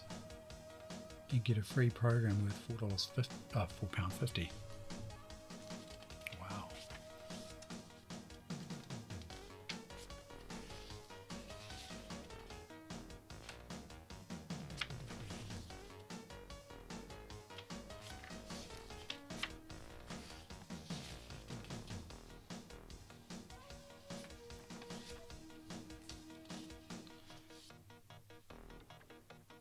The artwork is what really impresses me about some of these magazines, is the full colour artwork. Just amazing. ZX81, so you get this, I've got probably not the same as this but very similar. It's a little overlay that goes on top of your membrane keyboard on your Sinclair ZX81, which was absolute garbage. Absolutely no tactile feedback whatsoever. The chiclet keyboard here that sits over top basically just pushes little plunges through onto the membrane keyboard, gives you some semblance of tactile feedback, but sweet FA. I've got, you know, when I look at all this stuff, you know, I've got one of these for my ZX81, or one of them anyway, and it's actually currently attached to it. I don't know if the ZX81's working condition, but that's all part of, you know, what I'll do on stream is get some of the stuff out and actually see if it works.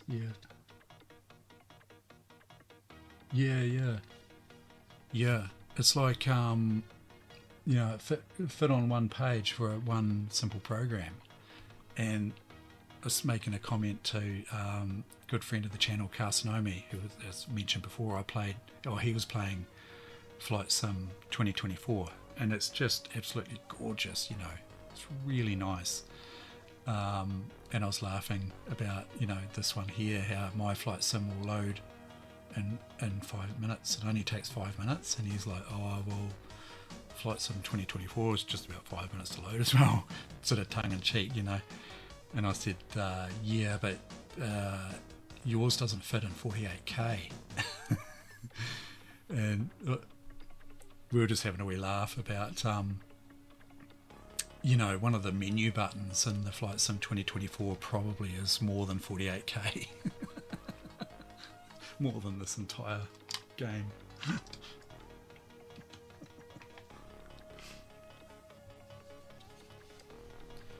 That's neat. I mean, that does really make your ZX81. I've got a little story about ZX81.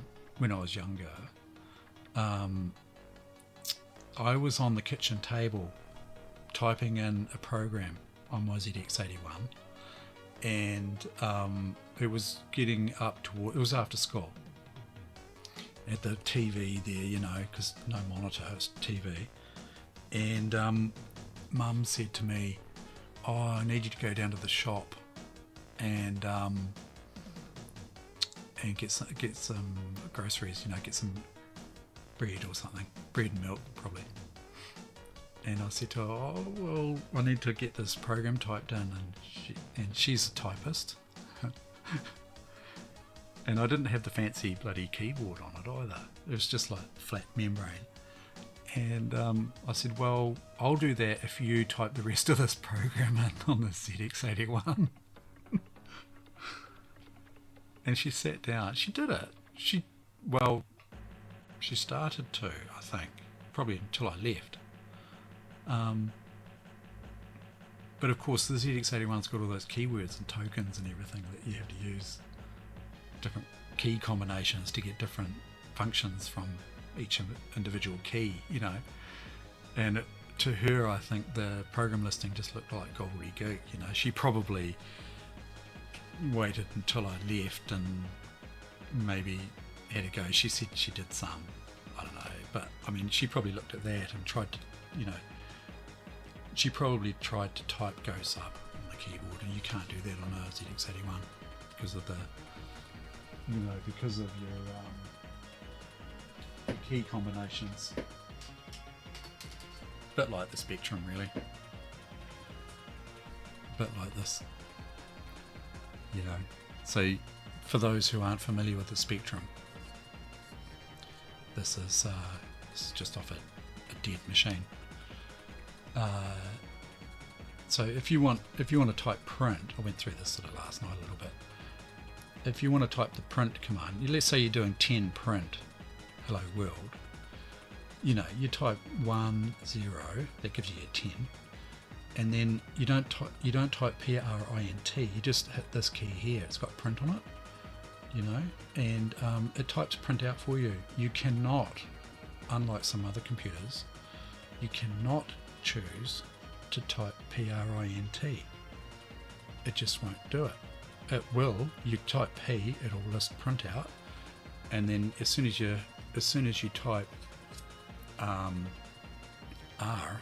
it's going to type print RINT, and because you don't have it in quotes, it doesn't know that it's a string. So it's not going to work. And so she probably looked at that listing and tried to type PRINT. I went to the shop, came back with the groceries, and I don't know how far she'd got through, but I don't think it was very far. I think she just gave up, actually. But yeah, fond memories of my very first computer, the ZX81. All 1K of it, by the way. But yeah. There's Rat Invasion. You could pause it, zoom in, and type it in yourself if you want. The Abandoned House. That's all ZX81. By the look of that. Fort Knox. So yeah, basically just type in, oh geez. Imagine it. one error, and it's not going to run. It does teach you how to troubleshoot your programs.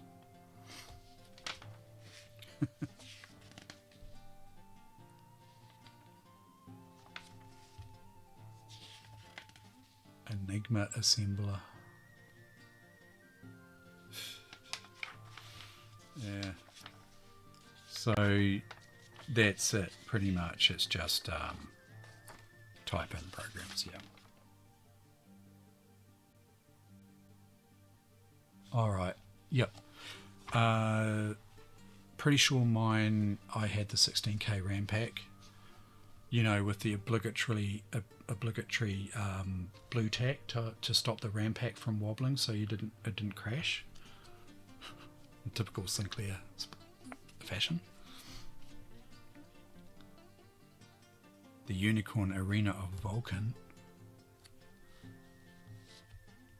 So these are Sinclair programs, magazines. I've got half a dozen or so of these. So I've gone through the entire collection of my magazines, my Sinclair magazines anyway, and put them into piles over here, chronological order. But you see here I've got a bunch of these are cover tapes, so they came bundled with the magazine, and so the plan is to match the cover tapes up with the magazines. And the cover tapes, for instance, there's one. It's Sinclair user SU double hits #1, and so I'm assuming you get two games, yeah, Flashpoint and Terra Cresta on that one tape, and I'm assuming that's a cover tape, but I don't know what magazine specifically that goes with. I might have to actually have a look at the magazine cover and see if I can match them up. But so you've got there's a pile of double hits ones. Here is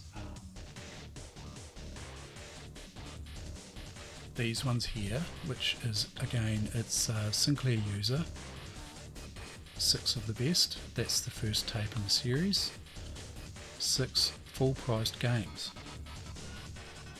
Yeah, it's Spectrum user, but what the question is, what specific magazine is it for? Which one did it come with? And I don't know without sort of maybe reading the cover. I don't know, but that's obviously got 3 games each side, I would assume. Yes, that's right. Yeah. Because these are definitely Sinclair user.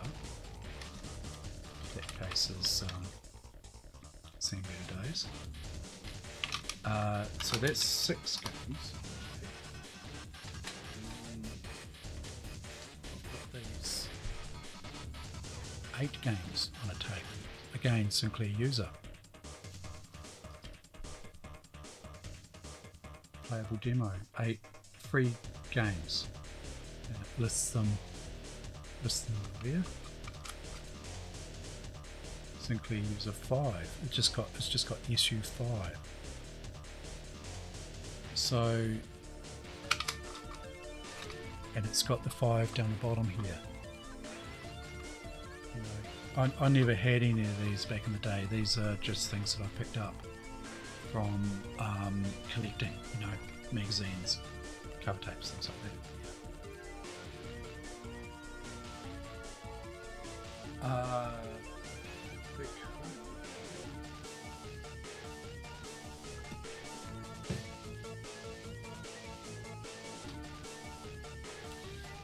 The spine they're not really spine, if you know what I mean. That one is because it's a December special, but it doesn't you know, there's no spines as such. It doesn't have any writing on them.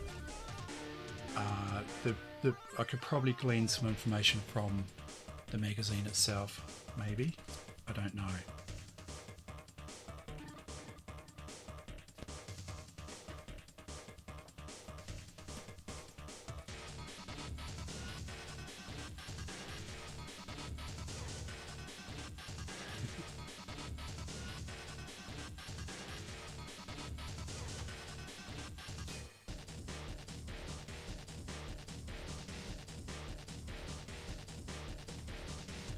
So that one's that's 8 programs, right?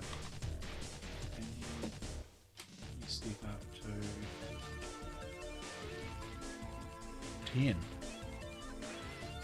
SU10 pack. Yeah, it possibly does, Into.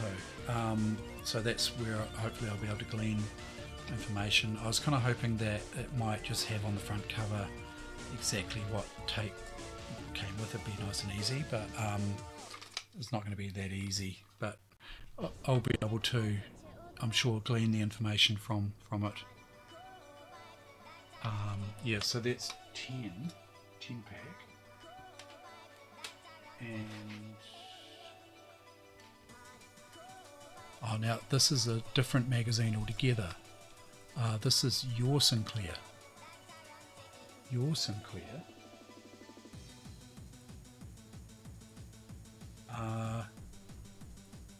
Yeah, do I have any Your Sinclair? I'm not sure I do. Your Sinclair Magnificent 7. So that's a competing company.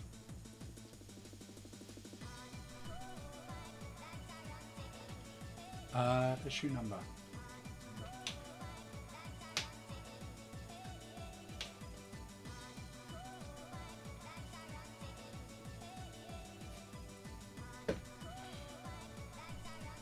Yeah, I'm not sure, but yeah, it's possible, but I don't have anything. January 92. Yeah, you could be right there. So number 14, so tape 14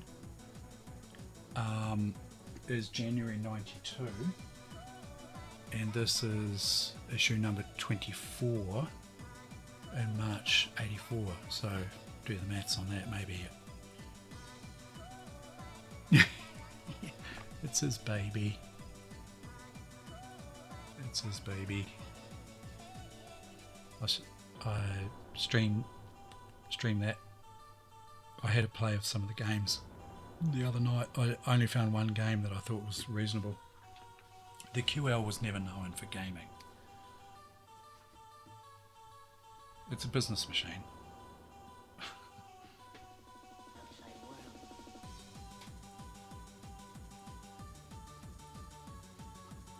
So yeah, I've got this one here as well. This is Enigma, and it is also part of, I think, Sinclair User or ETM 9. I'm not quite sure. Britain's biggest. Oh, it is actually a tape magazine, so it's a magazine on tape. I mean, some of this could be quite interesting, just to have a look through, load it up, and have a look through it.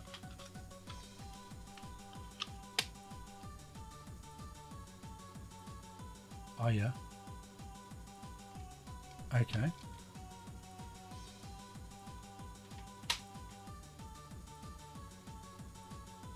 Issue 100. That's way down the pile somewhere.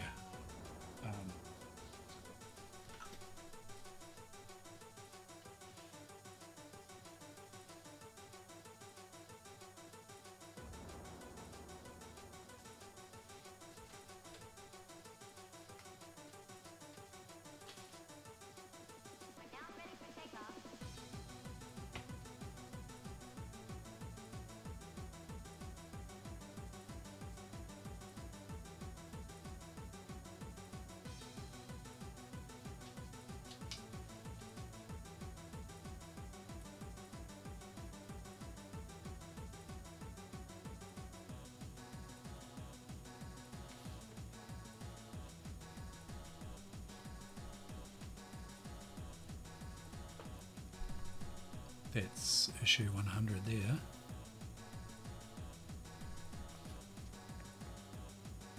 There's where the tape would be attached. There's the sellotape. Hold the tape on. Sinclair programs, April. Let me have a look. Sinclair programs. 85. No. All I've got for 85 is March and July.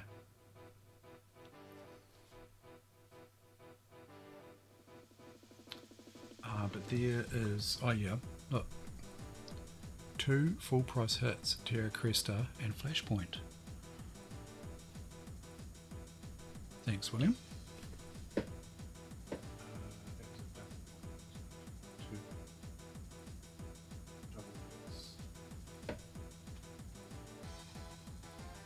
Yeah, okay.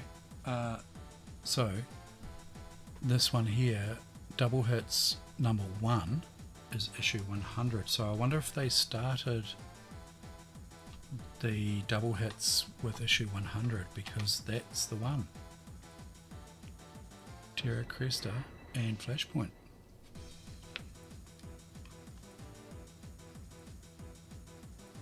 So that would have lived there, sellotaped across, sellotaped on there like that.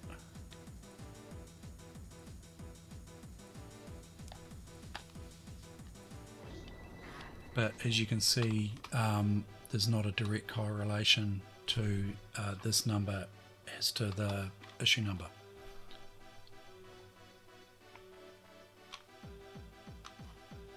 Yeah.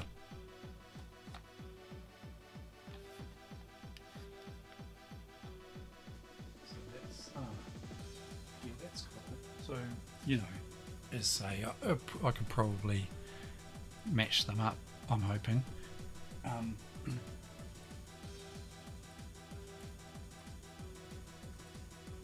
There's also, yeah, let's see, there's also these, so they're sort of numbered differently as well. So that is Megatape 16, 17 and 18, and that's Sinclair user as well.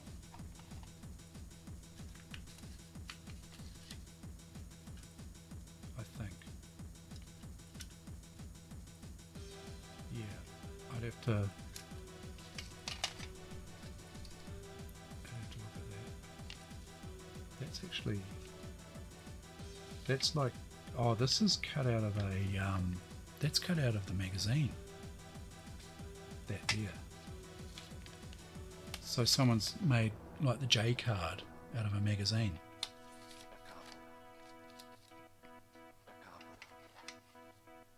It must have been a cutout. It's got, you know, it's all printed properly with the dotted line and everything for the folds, and there's the, that's what's on the others, you know, the back of the page. So, and it doesn't say anything there about Sinclair user, although I did see just vaguely here, you can see there Sinclair user just here, Indiana Jones Sinclair user, and that's another Megatape 18. So I don't know how they tie in, but I'll go through and work that out.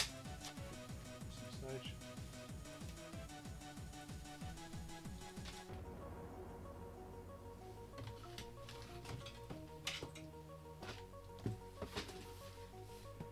And I've got a whole box of, well, this is some of the tapes that don't have their cases. Megatape 25. That's all. Yeah. So I want to find some cases, you know, just empty cassette cases, even if I end up just grabbing old tapes from blimmin' op shops or something and just pulling the J cards and tapes out and using it for those, and you know, protect those a bit better than just shoving them all in a box willy-nilly like that.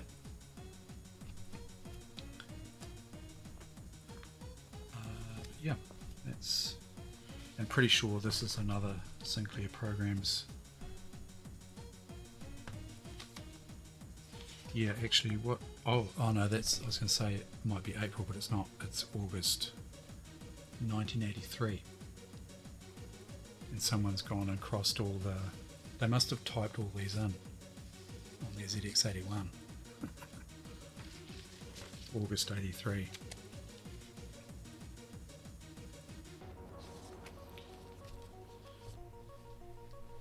Yeah, so that's the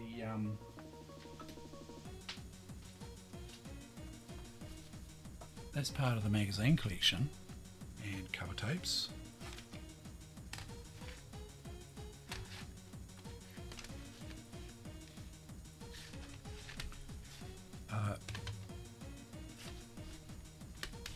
What else can I show you?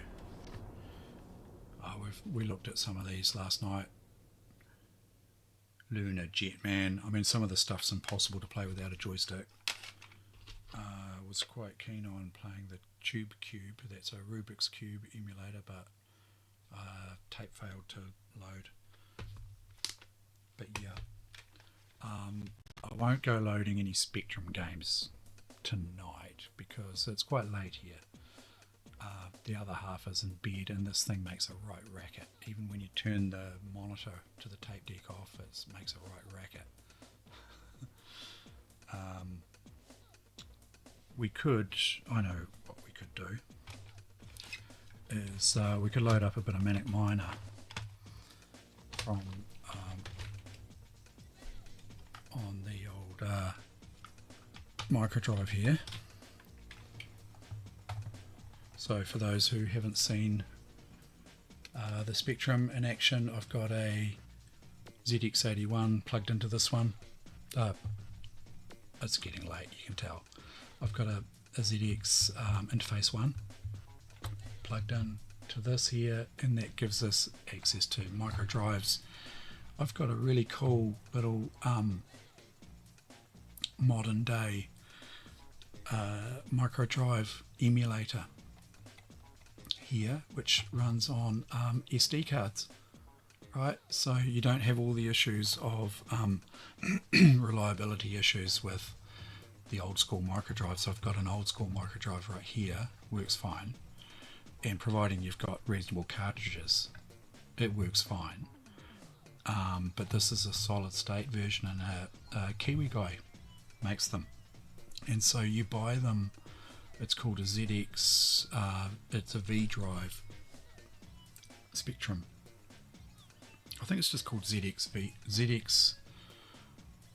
V drive, or V drive ZX. Sorry, if you look that up, there's a Kiwi guy who makes them. Effectively, what you do is you take your micro drive apart, pull the the original micro drive out, and you install this modern V drive replacement, and you can basically make your virtual micro drive cartridges on the SD card and mount them in here, and it's all solid state. It's just nice and reliable. It's brilliant.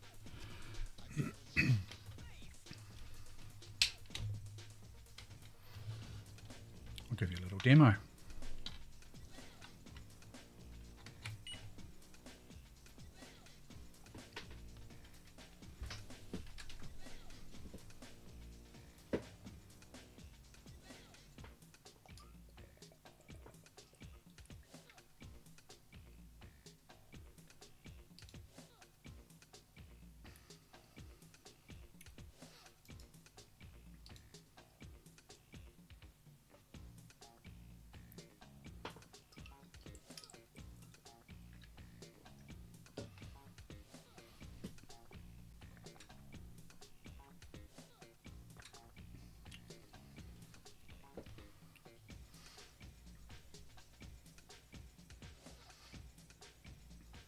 with. Oh, I just have to.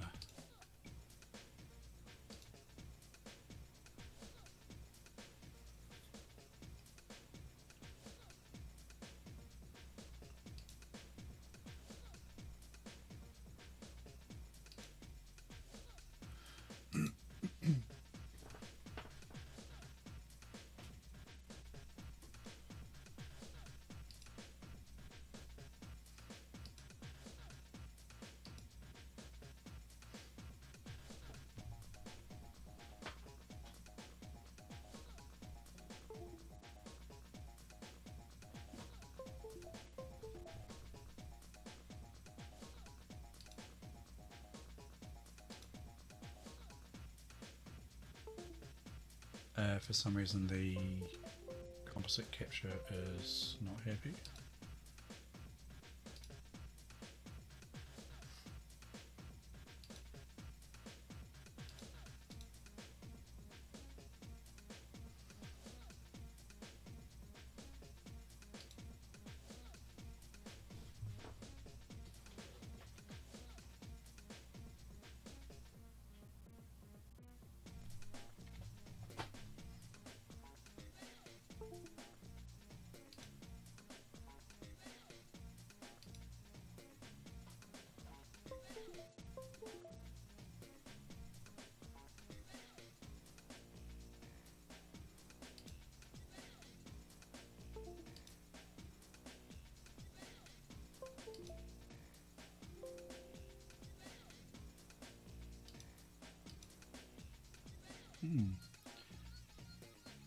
Wonder if it's going to be like my microphone earlier and be a pain in the butt.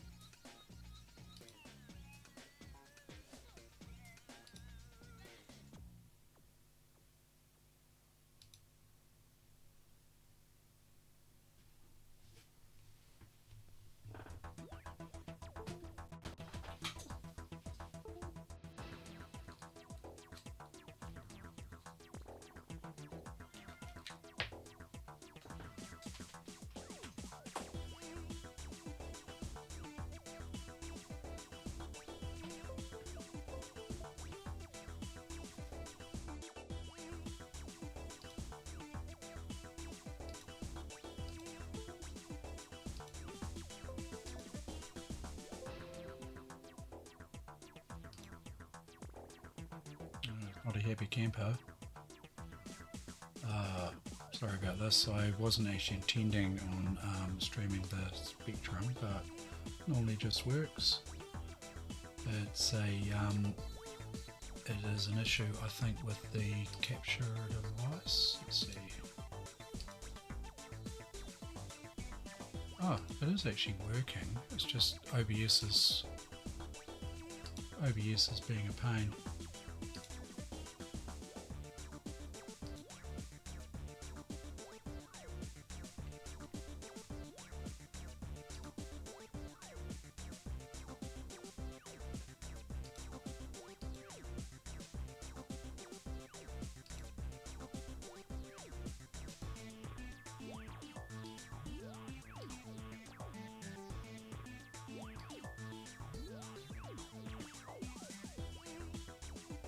For some reason OBS is refusing to play ball.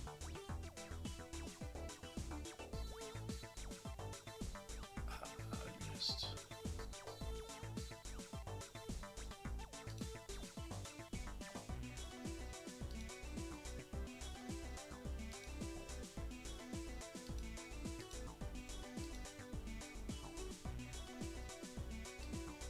yeah.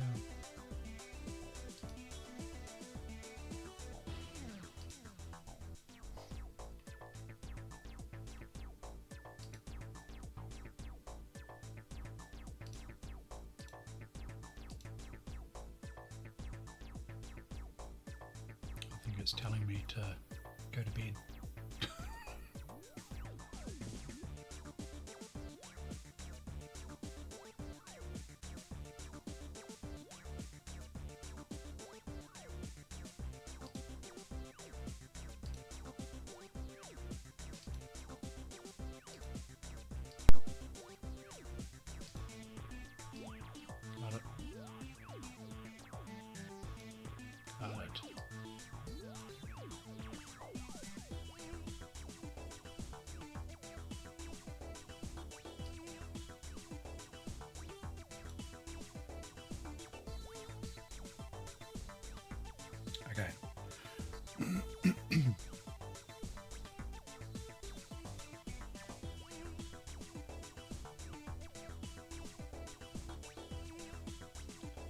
just add my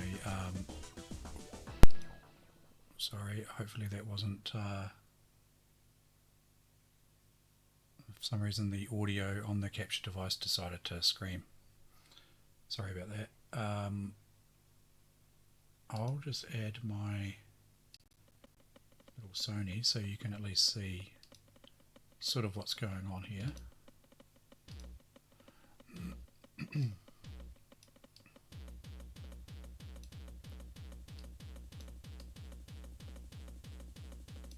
Roughly.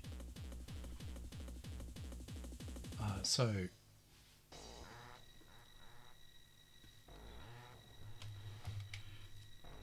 if I don't have the SD card in, I can just hit run. I think if I, well, hang on a sec. If I catalog device 1, which will be the first mounted virtual micro drive on this here,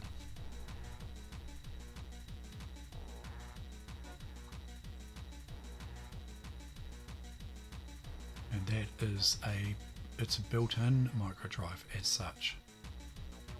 And so if I just hit run there, I think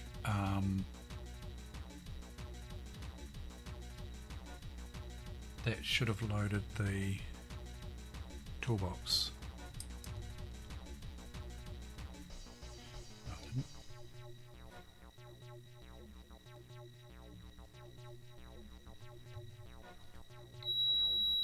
Oh. Ouch. It's not happy. Let's try that again.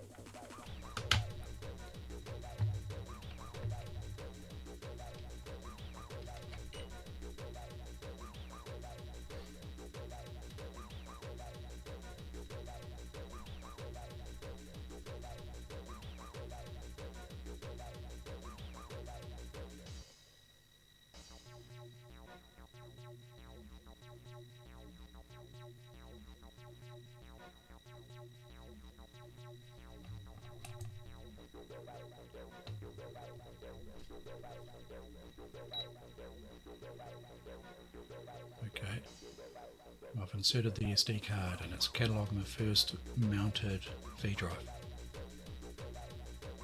which happens to be Manic Miner on there. So I'm at level 6, which I'm struggling with.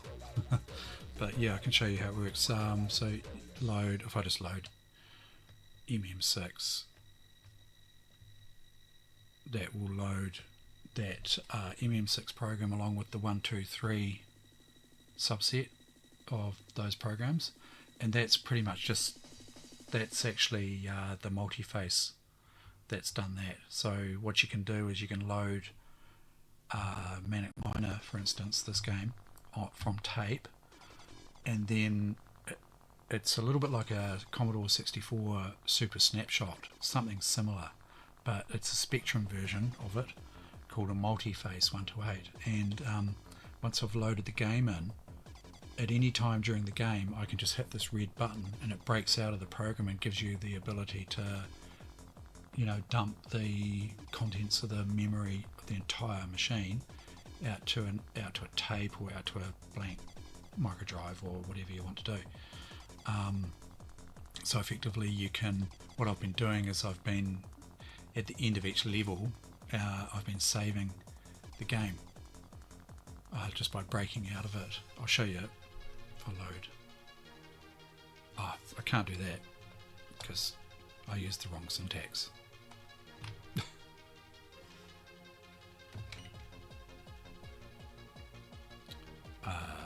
What was it? MM6 load.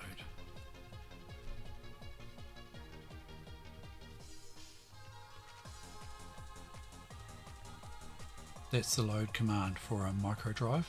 So basically load star. The star is basically don't use the tape. M means use the micro drive. And the 1 is for micro drive 1. And then MM6 is just the program name.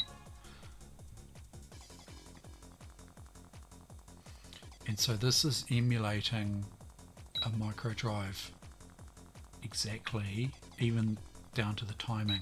So it's only as fast as a physical, like a 100% working physical micro drive.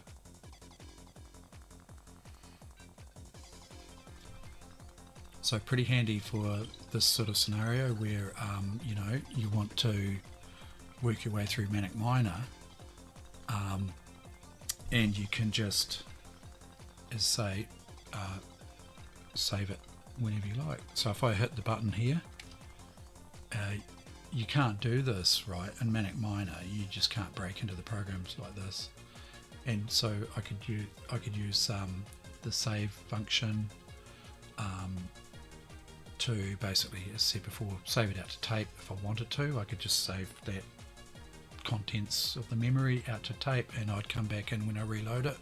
I'd come back into this area here. So it's like a built-in save function. It's pretty handy.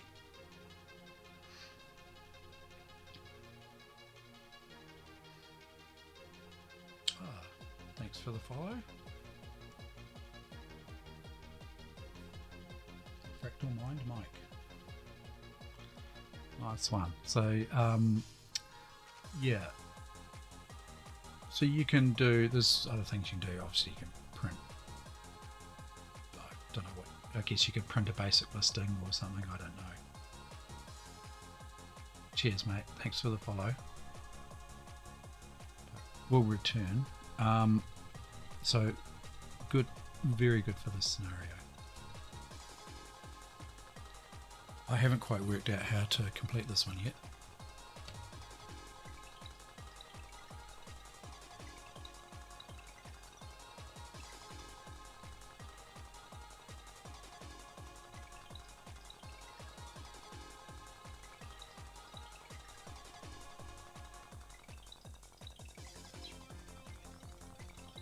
Not like that.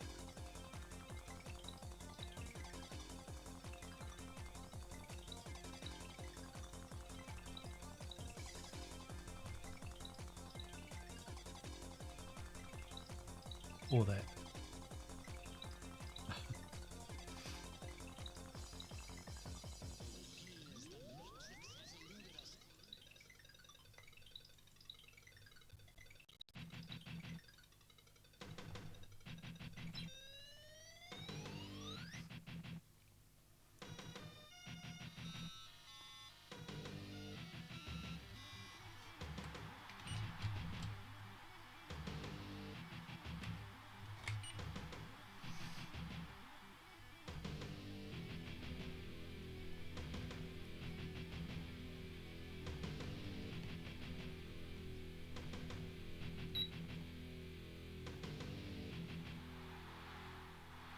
No, I don't have a laser, CompuMate.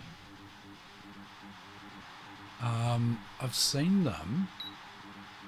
I've seen them on YouTube. I think the ones that I saw was Adrian Black was dealing with the laser. I'm trying to remember what they are now. They're a clone of some sort, aren't they? Would I like one? Be nice for the collection, wouldn't it? Yeah, thanks. So you in New Zealand, I take it.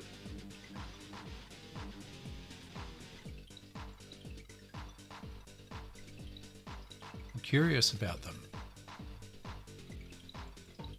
Aussie. Oh yeah. It's not too far away, is it? Ooh. Australia. Australia.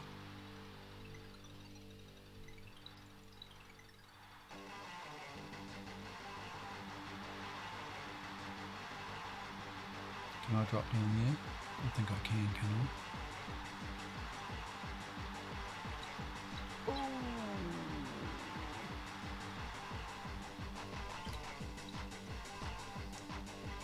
Yeah, that'd be cool.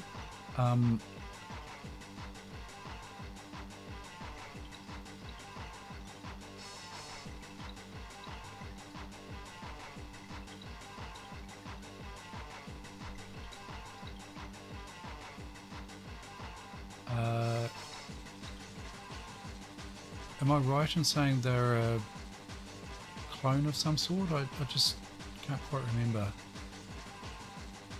Oh no, too late. Oh, you can't hit that, of course. That's an instant death.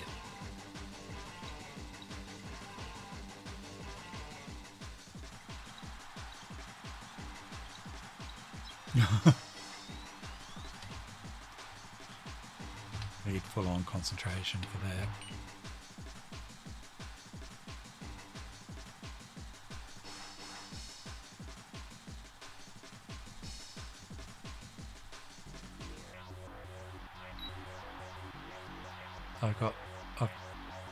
I got the furthest I ever have in that level though.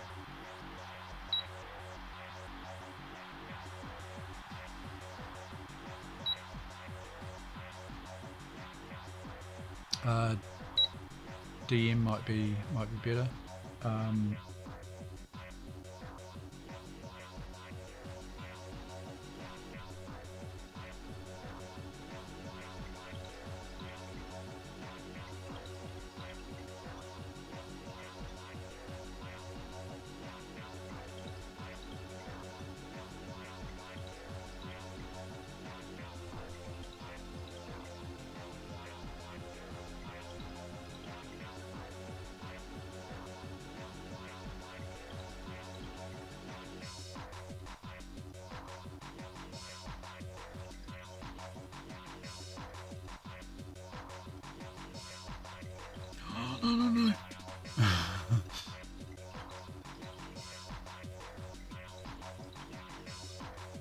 Right.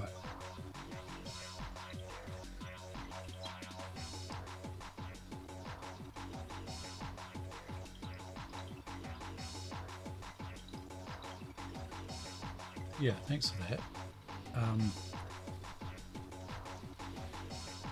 Can I DM you from here?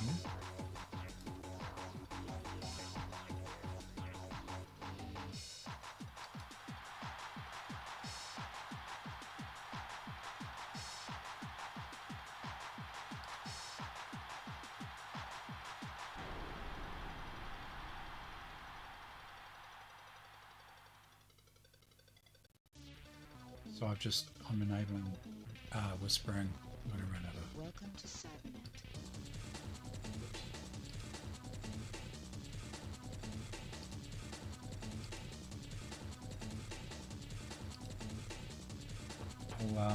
I'll whack my email address in there. Is that's probably easier, isn't it?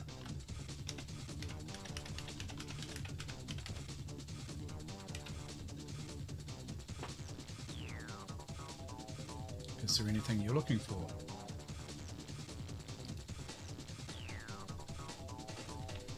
As far as, like collection stuff.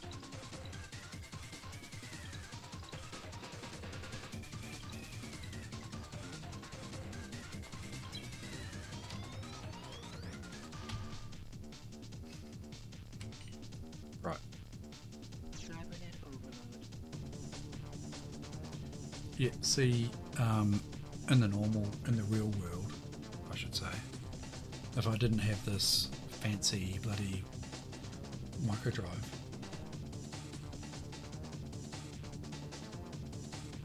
thanks for that. Yeah. So yeah, I like to play around with computers, keep them in good going condition, explore, pretty much in a nutshell. Preferably in a residential area.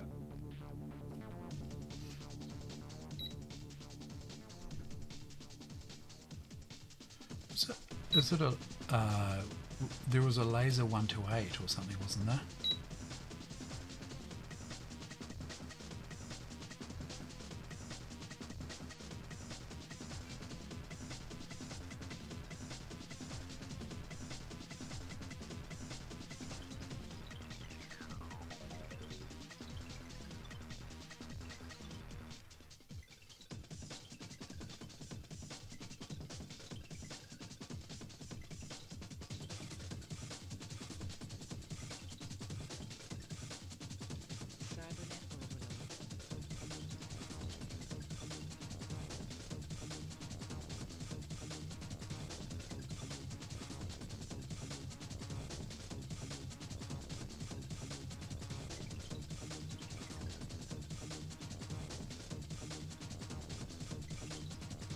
Right, door's open. How do I get back?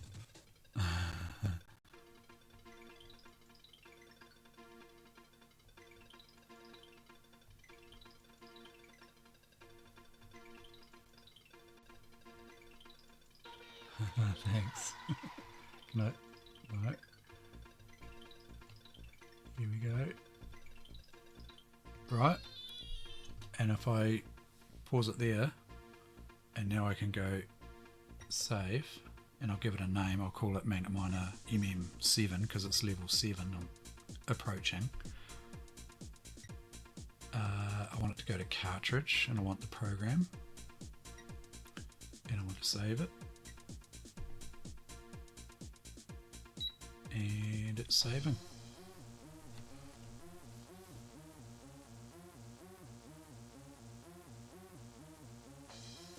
Oh, yeah, thanks, Fractal Mind Mike. Nice chatting. Might catch you next time.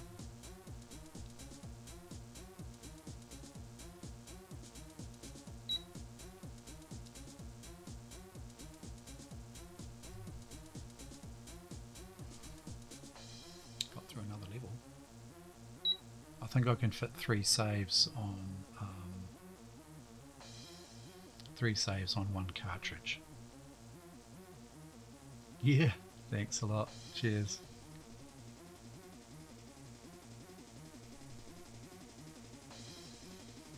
Now what am I in for? Oh god. Oh yeah.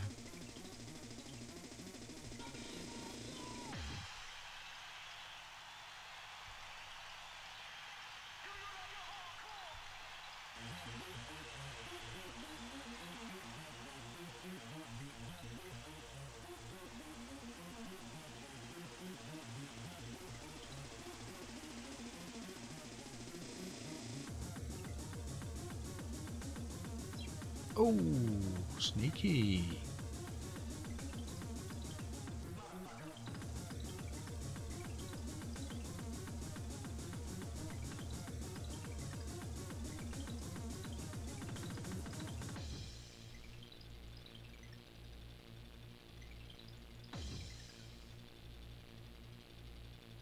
So do I have to, I don't know, jump, let him go down? Oh, 2's not soon enough for the jump. Interesting.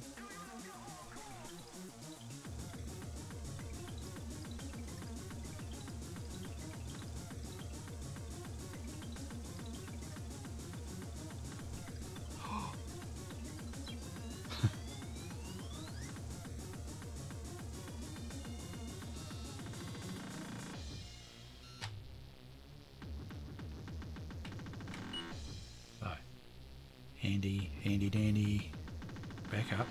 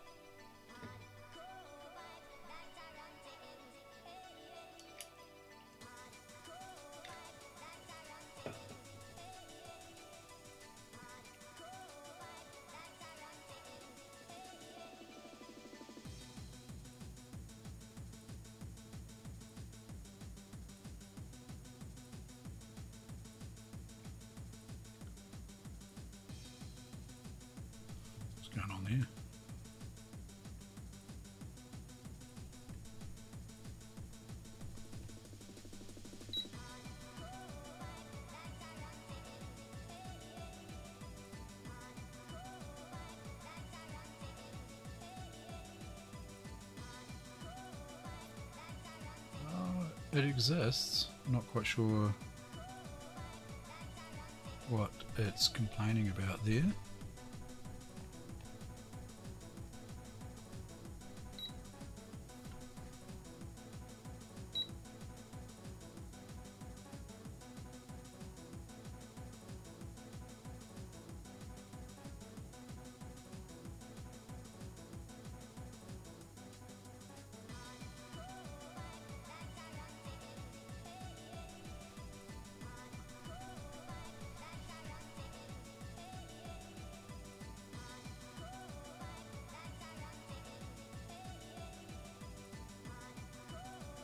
It's taking too long.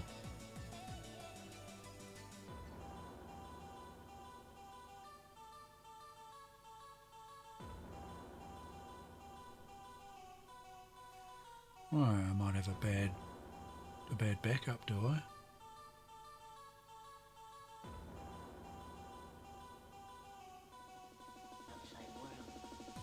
Let's try a hard reset.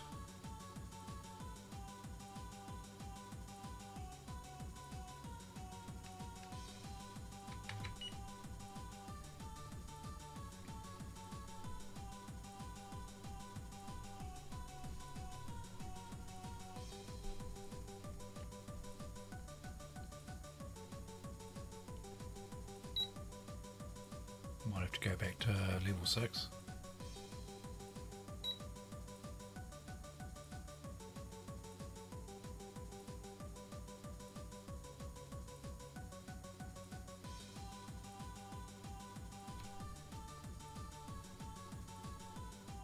taking too long again, isn't it?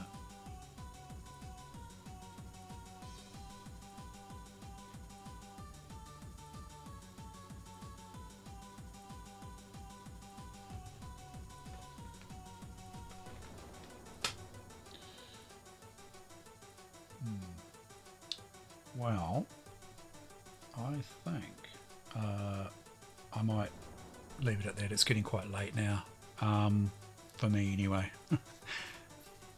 It's 25 to midnight. So, yeah, I might come back tomorrow night if it's 48k of RAM. Pretty sure if I load the other one, try that again.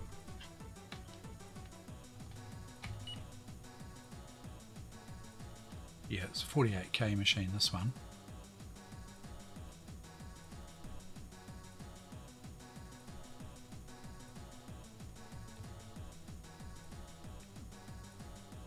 Might just be a corrupt save, maybe. I haven't had that problem before, but who knows? Might have just decided that it's going to be a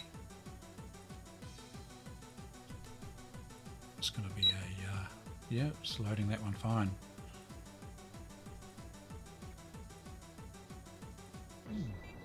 That's weird, isn't it? I know how to do this now though.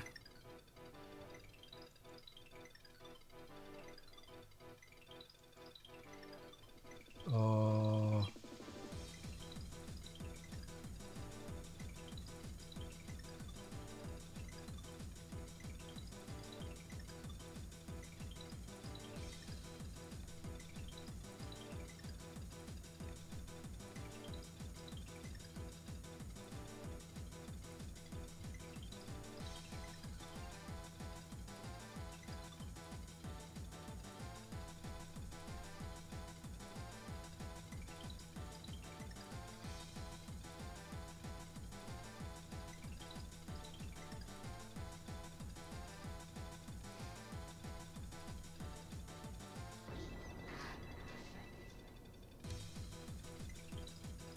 oof.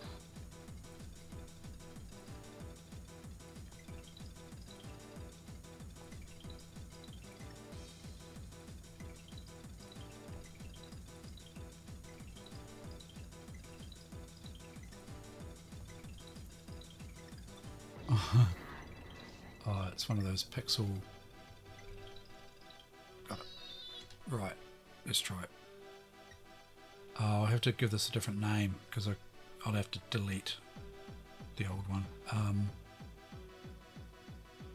File name, 9 characters, up to 9 characters, I think. So I'll make it MM7A will do.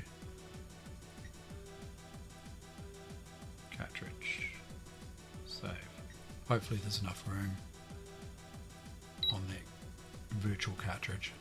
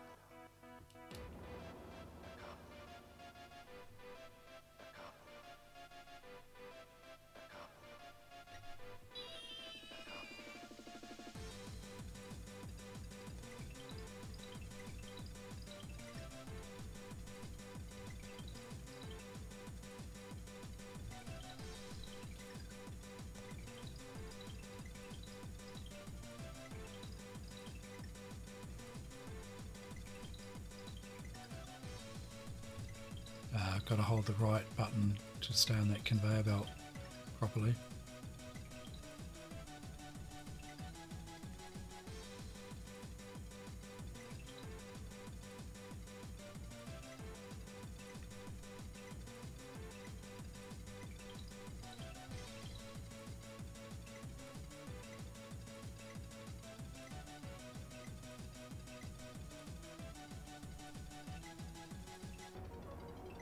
Oh, no, no, no, no, no, no. You can't do that.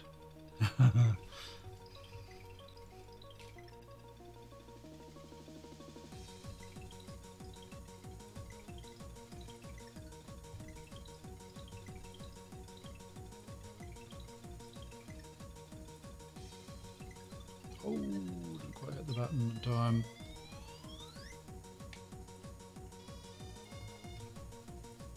See if that loads.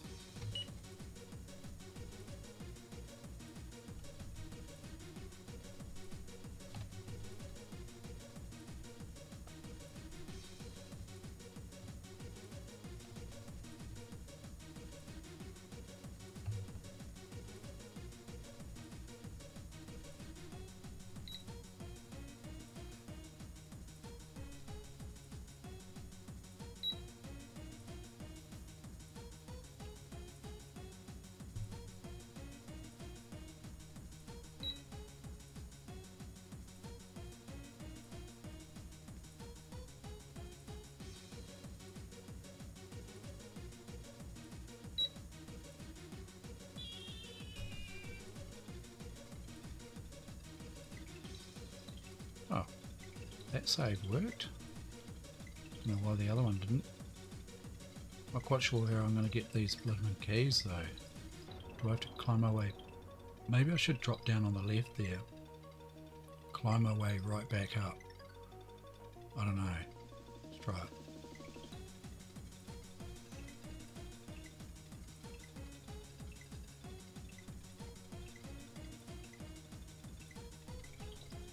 Oh, good. No, no, no, no. Oh.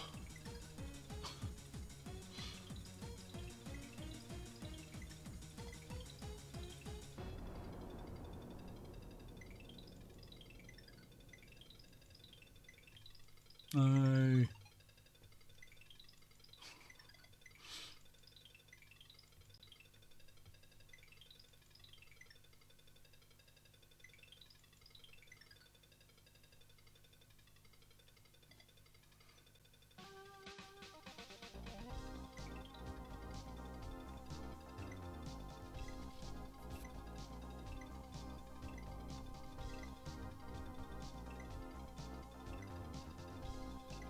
No, I can't get back up.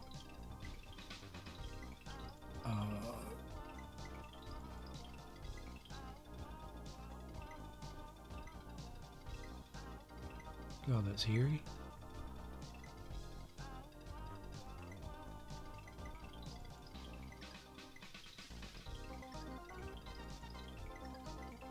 Killing time. Oh no, how am I going to do this? Ooh, that's tough.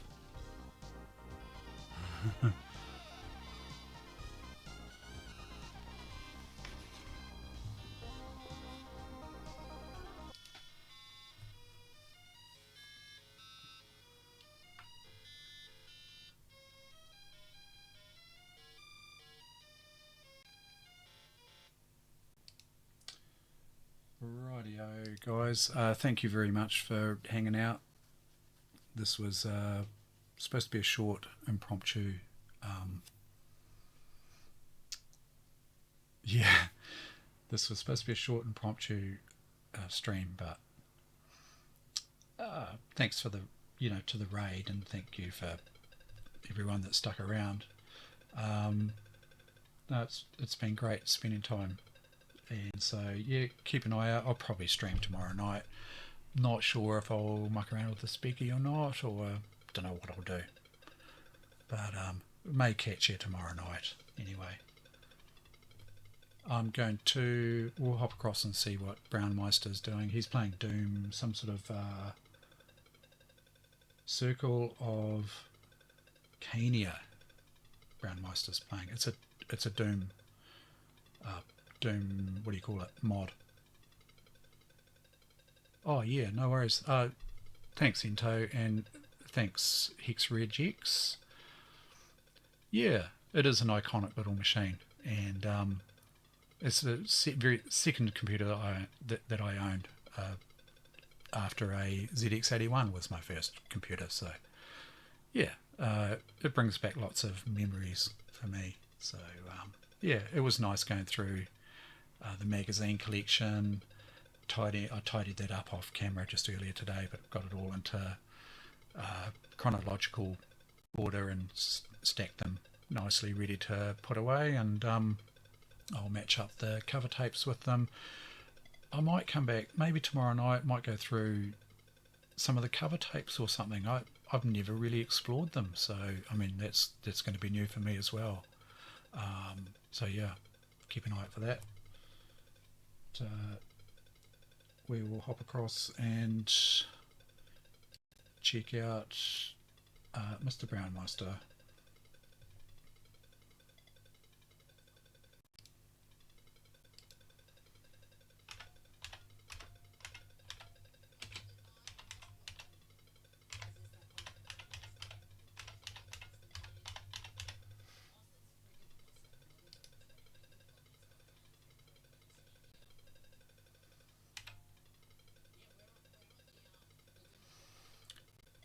Cheers, guys. We'll catch you maybe tomorrow night. Thanks a lot.